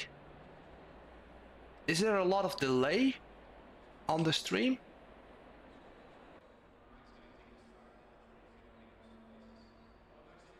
Let me know, okay? On the...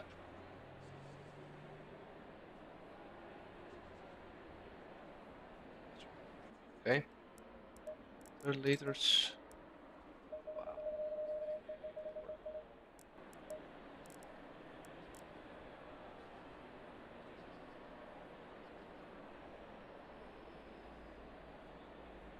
No delay at all. Oh, okay, good.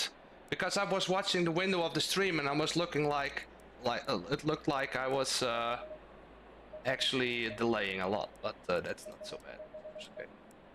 So this settings I keep basically from the preset video. A little bit higher, more on the front. So 8, and this one I go a bit lower.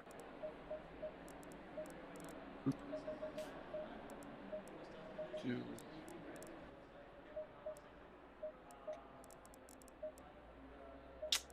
Okay.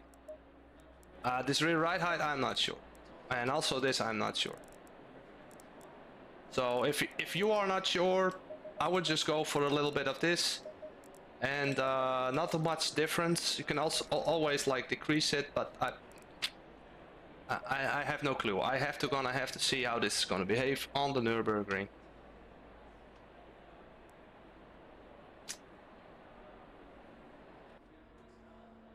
Preset.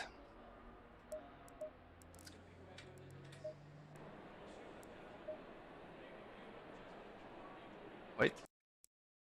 Change. Ah, it's okay. Yeah, the overlay, you can see it, yeah.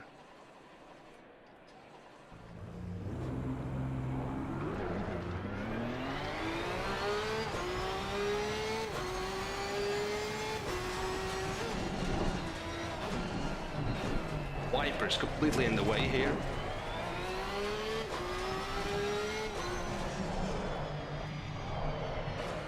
Tire still.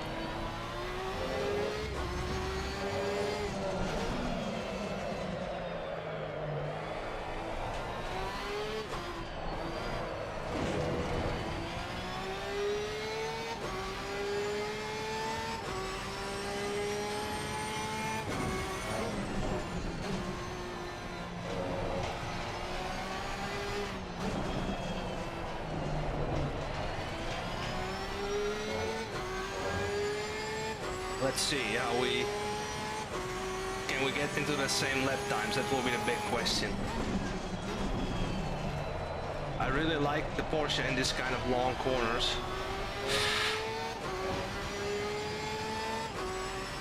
What's gonna happen here? Looks okay, yeah? This corner's gonna be the toughest, I think, for the Porsche.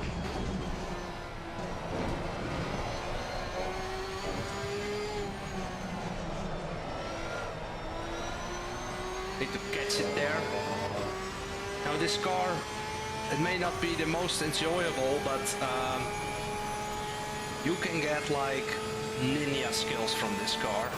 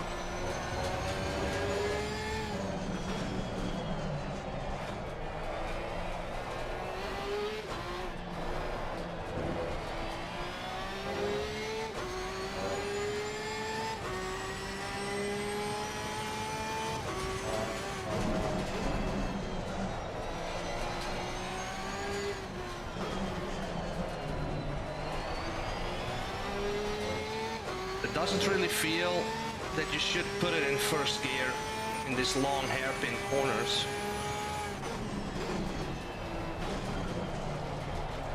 Obviously, a real Porsche driver would maybe drive this a little bit different.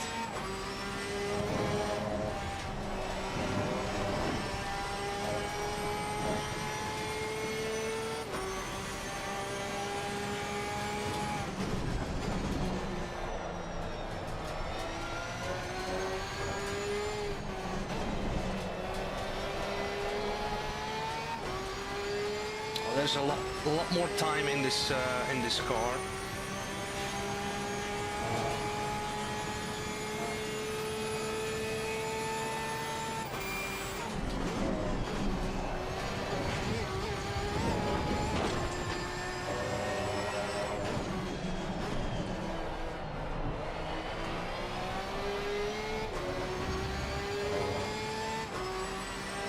Yo, Swole Mac man, see you around. So opening lap 55.7.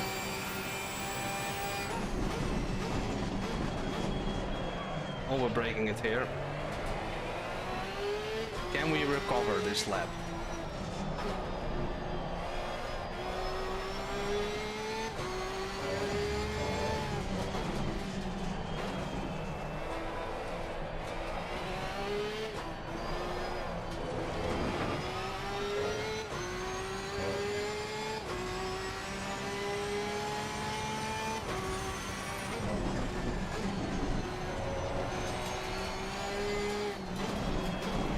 Oh, shooting here completely. You know, this lap is full of mistakes. I'm doing it like 55.7 in the first lap. And the delta is now on 0, which is absolutely promising.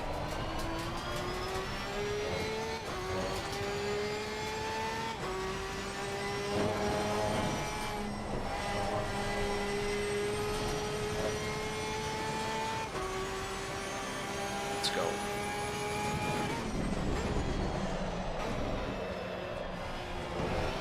Okay.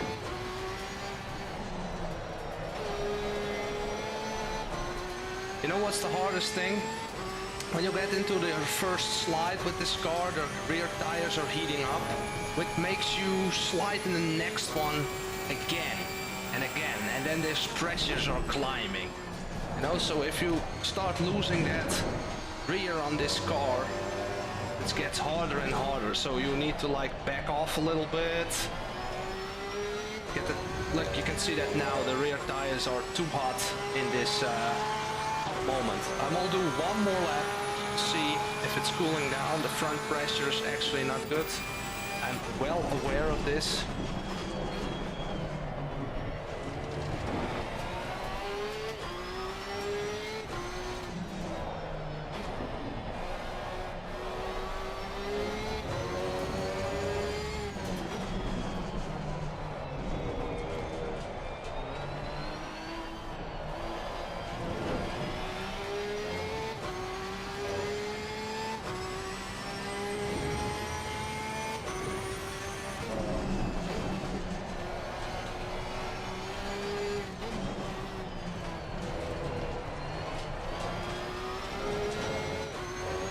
Not good, man.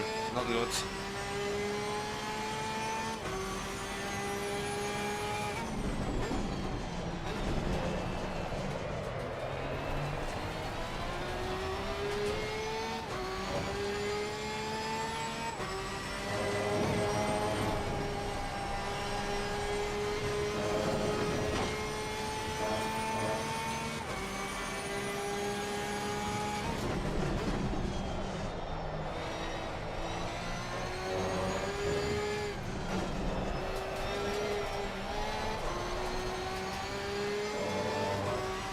Okay.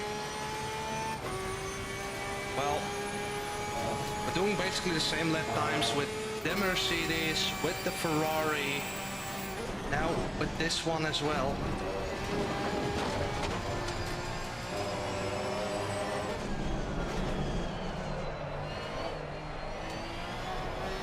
Screwing up this last corner a little bit.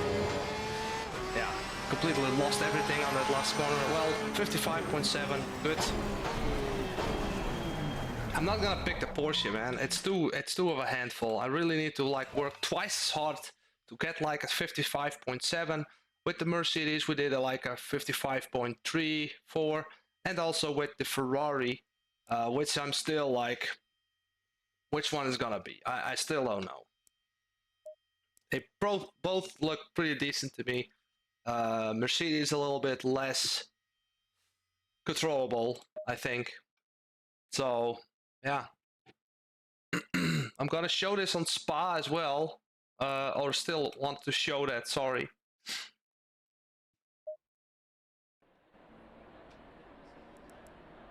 Spa.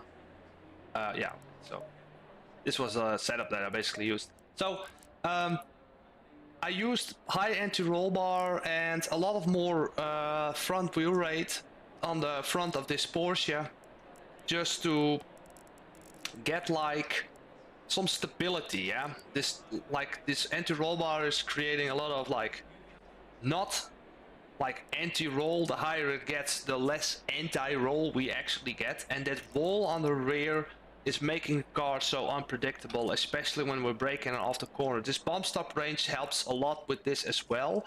When we go on throttle, we keep that ride height of 66.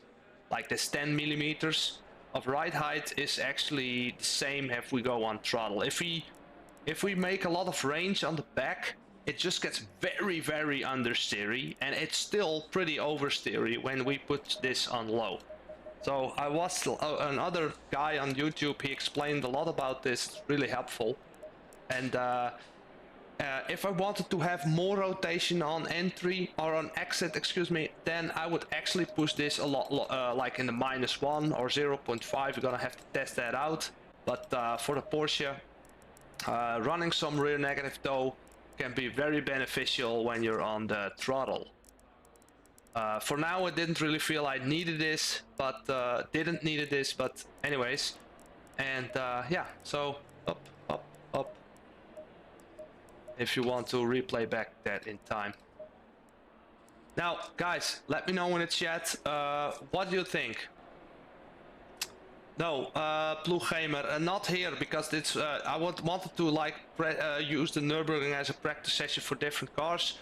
The Mercedes, Ferrari, and now the Porsche as well, they all seem to go pretty like the same. If we look on the LFM website, Nürburgring, so 6 kilos extra for the LFM BOP, so there's not a lot of difference. And also the Mercedes, there's not a lot of difference, and I like it. I like the cars currently. Also with the BMW, I can see it's actually plus 20 kilos here. I like it when there's not a lot of change, you know.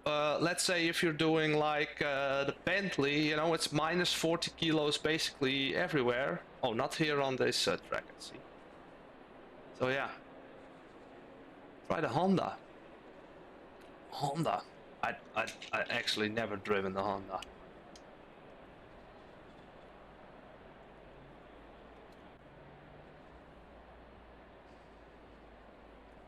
Course, yeah. I will. It's just saves, and if you go Grush, and you have videos. You go to my channel. You have like videos, shorts, and you have like live, and it's gonna be on the live, so the complete stream will be there, and you can like a little bit go through like the process I'm going through setting up the cars in the game, and some laps if you're interested.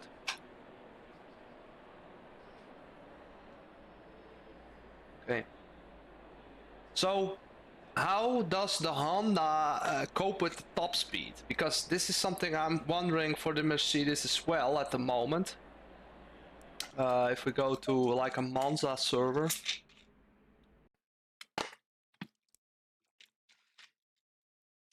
Definitely. So, I don't know if you're just watching the stream. When I started the YouTube channel in April, I started with the I was starting with the Aston Martin. I shared quite some setups on the channel. They're completely outdated now. It's like a lot of philosophy. I'm thinking differently about it now, but they're still pretty useful. I think it's still pretty good.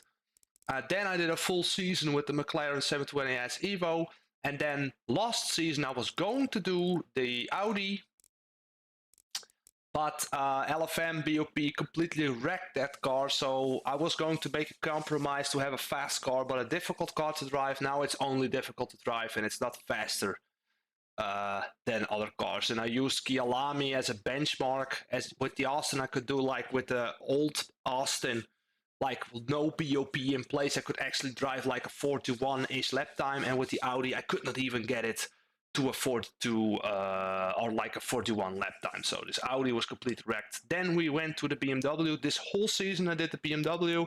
If you watch the stream back from the beginning, I'm reviewing this car a little bit.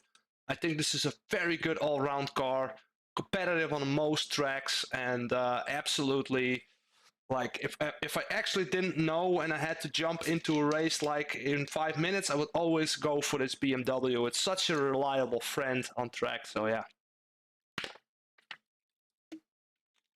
Okay.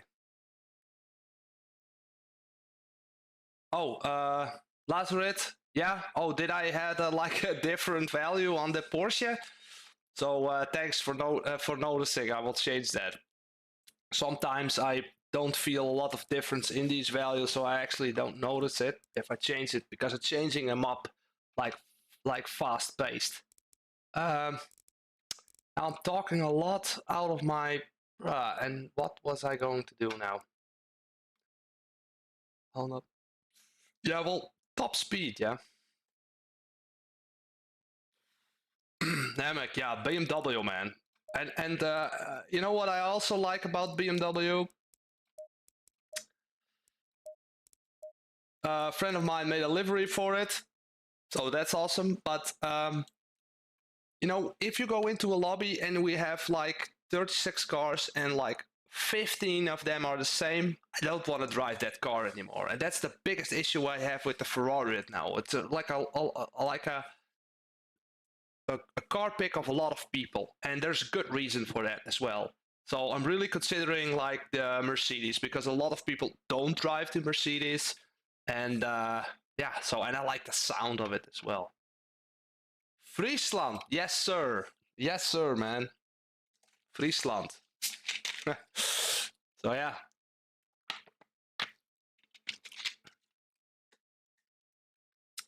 Friespraat. Okay, good. Now, what was I doing? I was going to back at oh yeah, Monza we're gonna try. Yes. So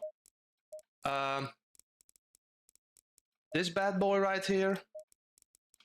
And we're gonna see how Monza is looking for this BMW. So these 3 tracks, Spa, Monza, and maybe some cornery track like Nürburgring has quite a lot of corners. And if I can set it up, well, like within an hour or half an hour, I'm quite happy, you know. Obviously, we don't have a preset for this car, I believe. Let's see. Nope. So 3 and 3. Oh, actually nothing. Oh, I don't know about that. Maybe a little bit of pressure on the rear, yeah.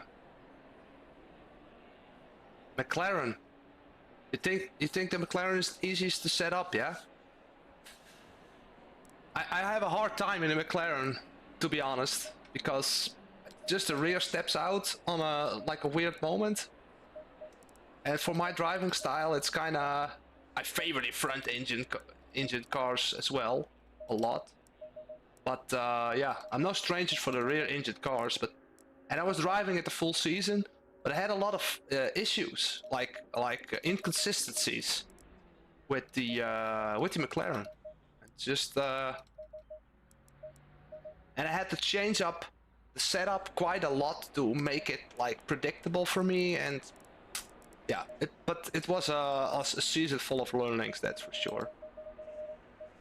So I'm just gonna push this values that I use always for a lot of cars. I really don't feel like this front. Whoa, we got a lot of range on that rear end. Seems like a lot. But with low downforce, it's a little bit of a different ball game. More steer ratio. Now I'm a little bit hesitant about steer ratio, changing it all the time. So we'll stick that for 16, so that we don't get like different steer ratios in the setups. That can be really strange and inconsistent. Tires, this one, it's 0. I just want to like get a little bit more of that patch on the tarmac for the exit entry. Max front arc, lowest rear arc, minimum max, yeah. Around, front toe, low spring rate. Good. Noordschleife. Huh. I think I did, Hank, I did on the Noordschleife on the Forza Motorsport 7, I did like a million laps, so bring it on. But in VR, I'm really curious how it's gonna be the frame drops in VR, because the Nürburgring is a very hard track in VR because of its rendering like the environment, and it's gonna be like really interesting to see how heavy it's gonna be in VR. I would not avoid it, I would just go for it, man. Sacrifice some safety rating on the Nordschleife, why not? Maybe not for everyone though. Okay, so this is the preset that we're gonna drive with, and we're gonna see how it's performing on Monza. Oh.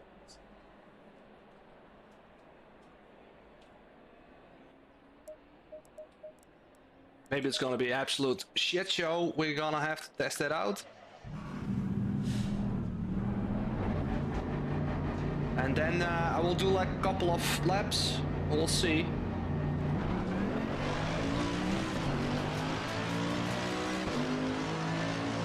And when I'm doing this live stream, the time absolutely flies, because the girlfriend's already starts to complain like, oh, well, you did 2 hours already, so when you're gonna come down and give me some attention, yeah?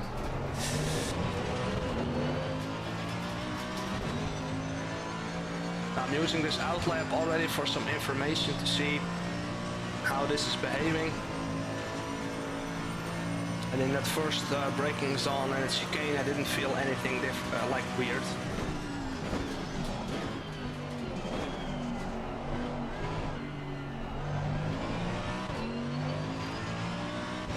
Yeah. GoPro's going to sleep. Okay, here's a little bit oversteering.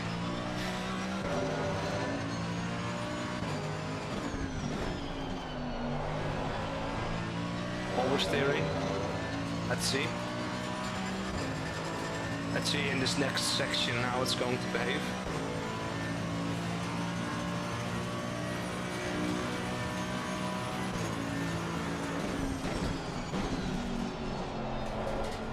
We can take some curves, yeah, with this car.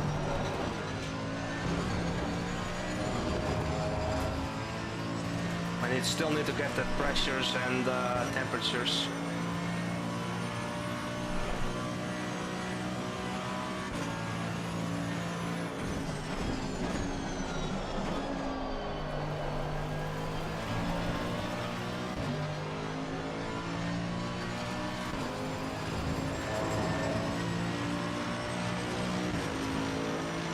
Okay, yeah.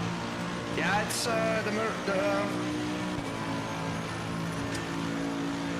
Luchtgamer, the Merc is definitely okay. We have quite some top speed, that's good. Over braking, oops.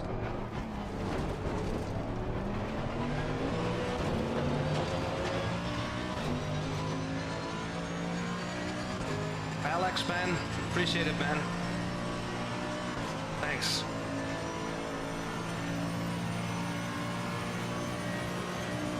Ontario, it's a great overlay.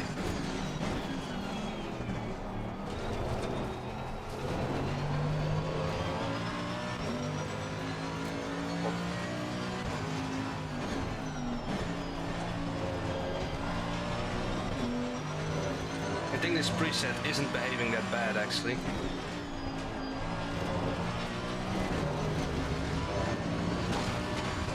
Not invalidated it there. Great.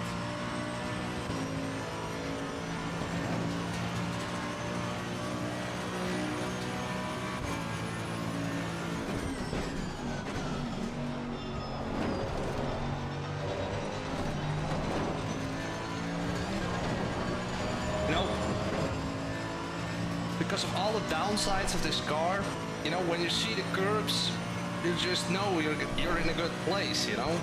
It's gonna make up for so much.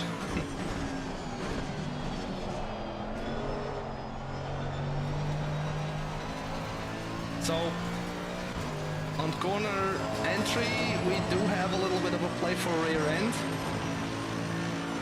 Now this is absolutely not a great lap time because we need to, like that first corner, we need to nail properly, so we do one more lap.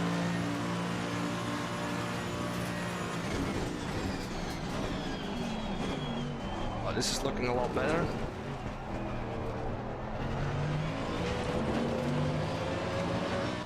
I was expected to gain some more here. And I really feel like you should like hold this inside line here. Actually gain some lap time, so you can see how much you're gaining from going for that inside line.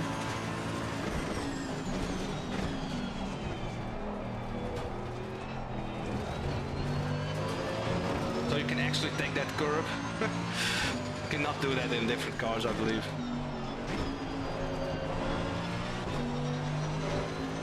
A bit slow here. Okay, that's good. 10-1.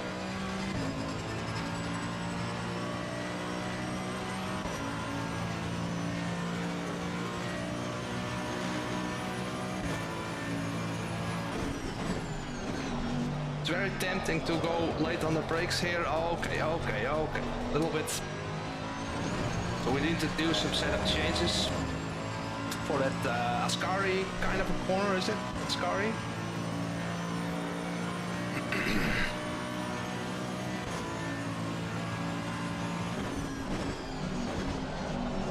Over here as well, you can see I'm doing nothing, it's rotating. It can be nice, but it's a little bit too much. So no point in like, what's about this entry here? Always try this entry, yeah? See where that 50 meter mark is? Maybe you're gonna do like a pit stop. You don't gonna be surprised by this. More down, less front. Yeah.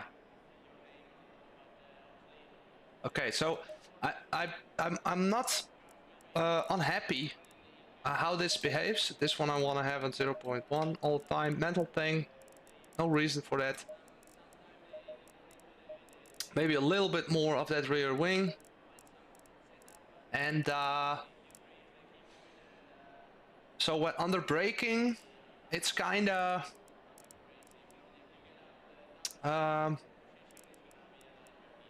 maybe this one a little bit higher. Let's try that out. And on exit, I don't know, it feels okay. Maybe this one should be higher as well. Why is that max? Well, I have a theory about camber, Plug Gamer. If we put this on the lowest,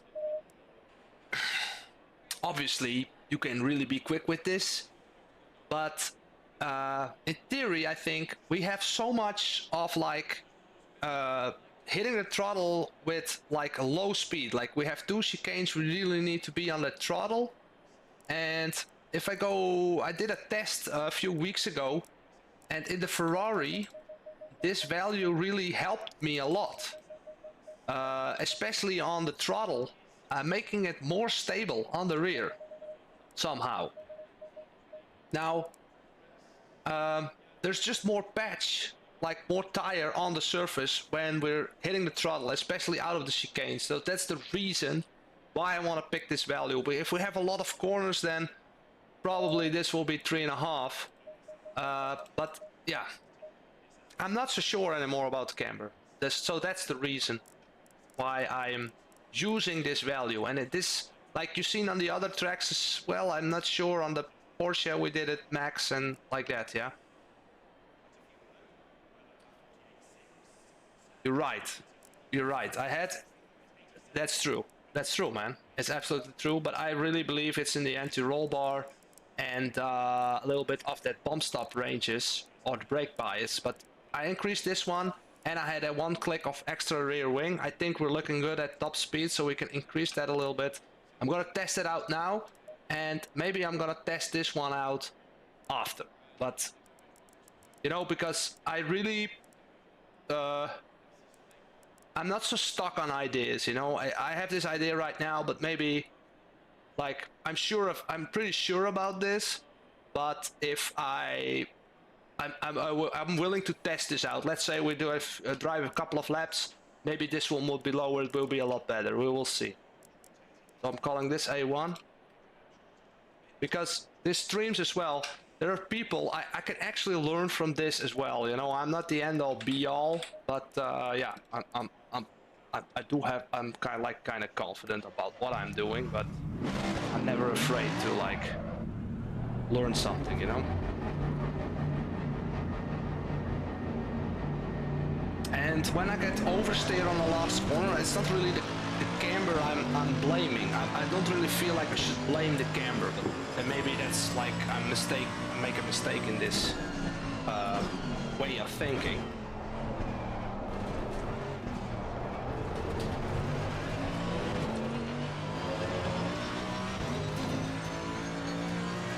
Let's try out again. I didn't really see at the pressures, but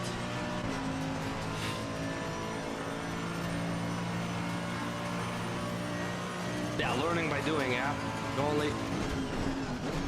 you only know if you try something out. But I felt that like when I was testing the camber on the rear, it saved a little bit of tire as well. And I was always saying, it doesn't matter for the tires, but it does, especially when you get into like longer stints. But that's not really an issue for me. But this was like on Spa, like a 30 minutes drive, like, and it was quite a bit of difference, like 0.2. I made a screenshot of it actually.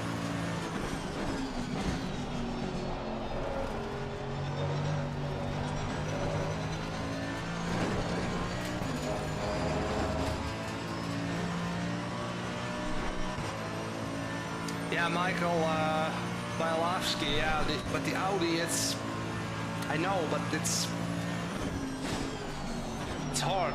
It's hard to like be consistent and fast with it, especially when you get into this last 7 or 8 minutes of the sprint races on LFM. Let's see, how's the top speed looking?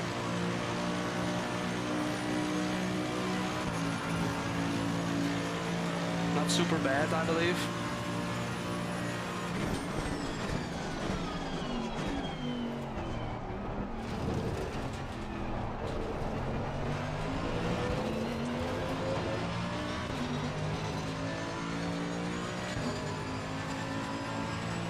Oh, on this track, yeah. But then you're really quick, yeah.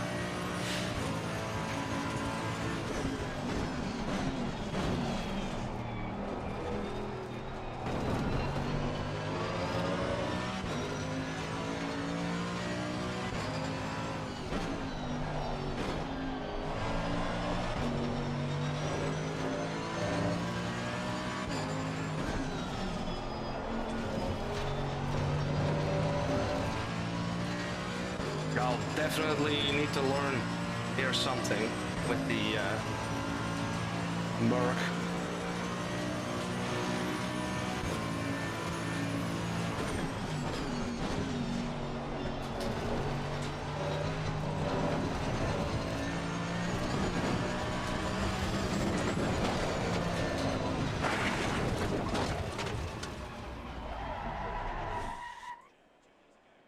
It happens, man.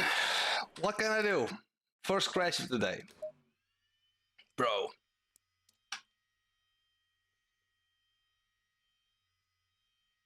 Okay, well. Let's just do that as well. Let's go.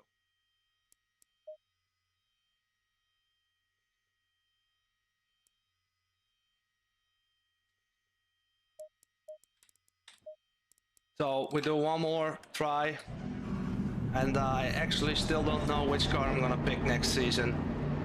This one is on a list, or the Ferrari. It's gonna be one or both.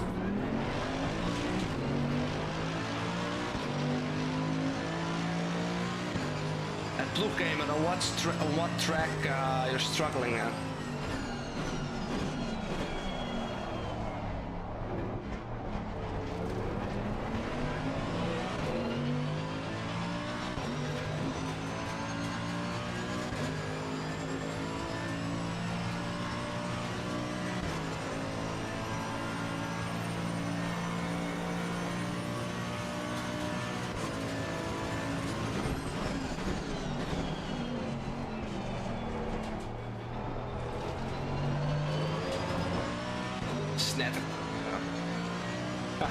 I understand.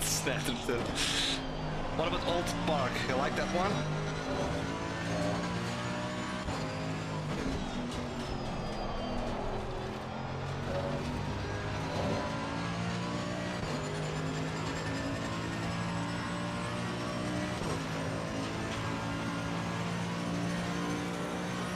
We're gonna have to see how this camber is going to be affected here, because it does give you some grip on the rear, especially in this corner section. It's understeery when we're in that last bend on this straight, so maybe some bump stop range can fix that as well.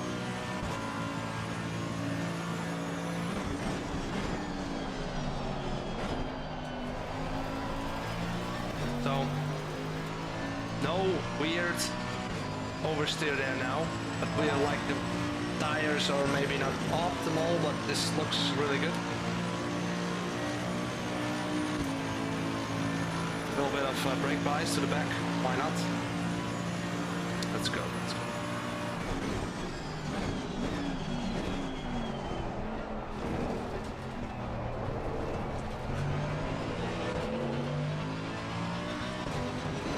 So, if Blue Gamer is right with the camber, then maybe I need to drop the whole idea, but this Delta looks really promising.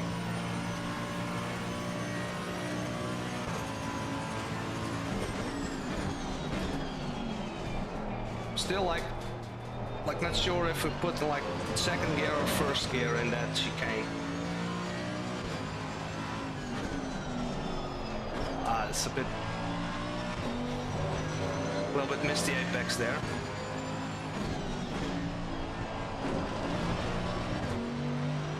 Also not a great execution. You know, I know what to do, but on the flat screen I just can't, like, I have an idea in my mind how I need to drive this track, but I'm just not executing it. And in VR I can do this a lot better. Here it's understeering. Now it's okay.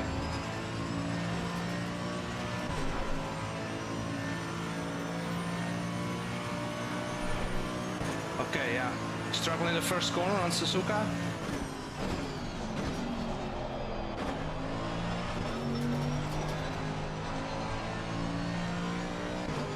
Feels very stable, this setup. So now it's a 48.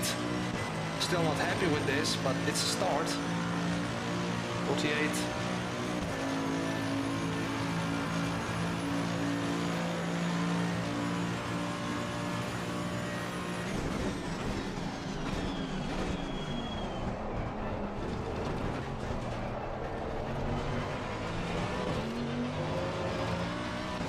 Let's keep that inside line here now. Give us an extra few hundredths of a second. Maybe. Okay, not now.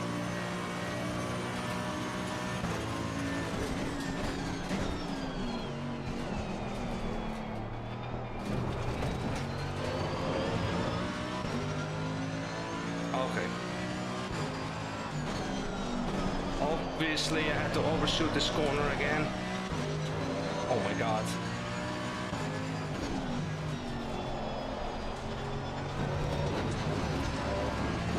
It's getting late, yeah. Focus is kind of disappearing. I struggle a lot with this, yeah, because we're already driving like over 2 hours. And all that sweetness and freshness, it's starting to disappear.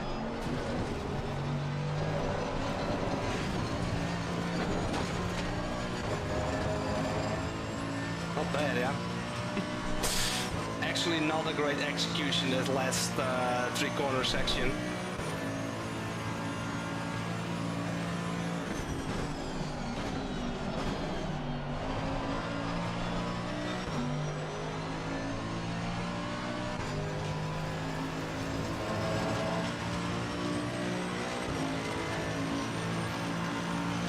Now I think I'm going to go back to the garage and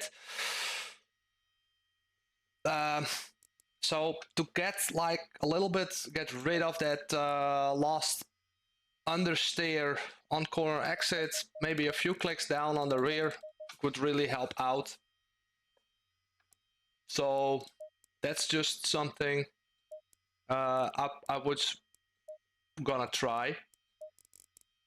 But I'm gonna try that later because I'm going to end the stream because I cannot really replicate great laps anymore, and so everything I'm changing. Blue Gamer, thanks. Maybe this camber on this car would be still very beneficial to have it on the maximum minus. Gonna have to try that with the Ferrari as well on different tracks. I just felt on Spa that was really helping me, but maybe there were some other issues going on with that setup as well, what made it easier. So yeah.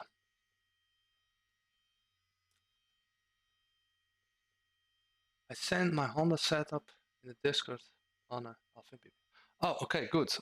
Maybe I will check that out because the Honda is interesting. Let's see. And it's okay. This is the setup for Monza. If you're interested in using this.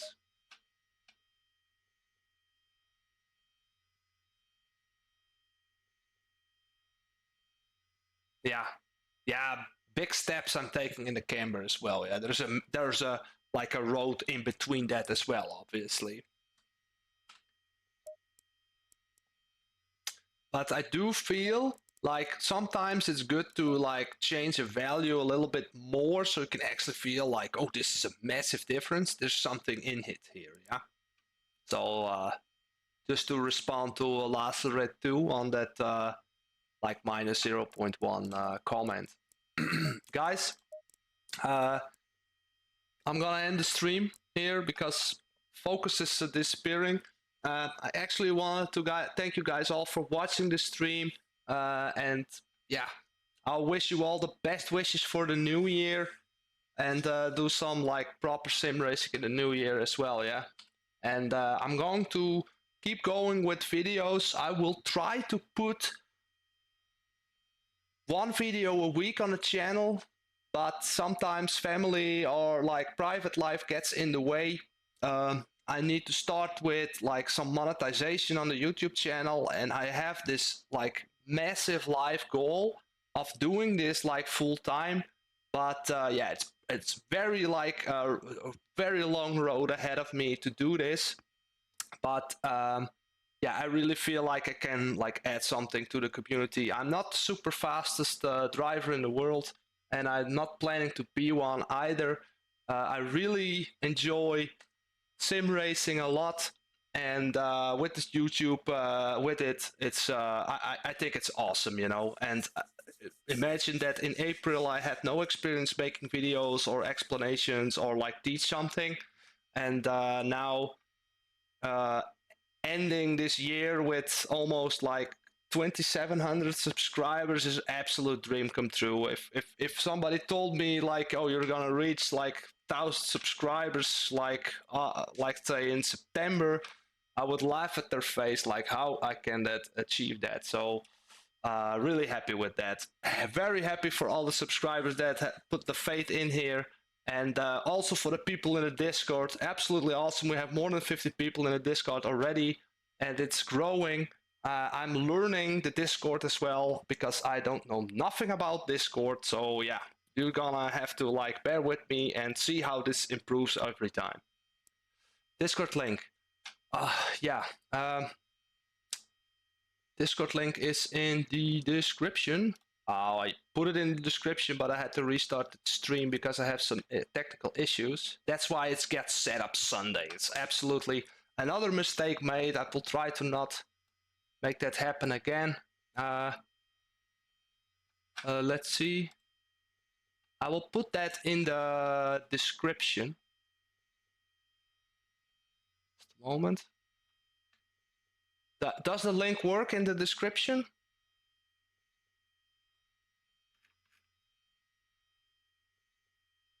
Yeah, Happy New Year, man.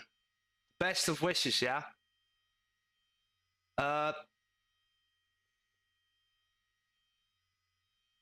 Yeah, well, I'm hard on myself because I really want to like make this like very like decent, you know. And I'm looking at all this huge YouTubers doing like everything like really nice and perfect, and there are great examples how it should be. Also for like streaming and races as well. The most important reason I am not streaming the races is because if I look at some streamer doing a race saying absolutely nothing all the time, it bores the shit out of me, and I don't want to do the same. I really don't like that way of driving. Or you're like the Jardier who can like joke around and be like super competitive at the same time. Then yes, I would do it, but I cannot do that. So those races that I'm keeping them at a distance, you know, because yeah, it needs to be entertaining, fun to watch, you know. So yeah, this. So I want to wish you a very pleasant evening and the best of wishes for next year.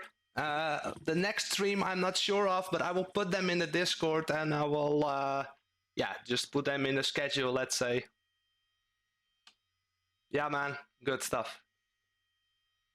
I have a McLaren setup on the channel. Have a look. But I was not able to do like.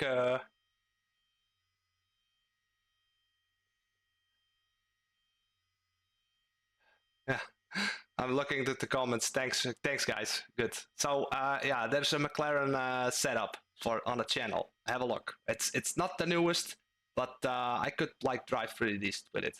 So guys, I see you in the next one, and Happy New Year.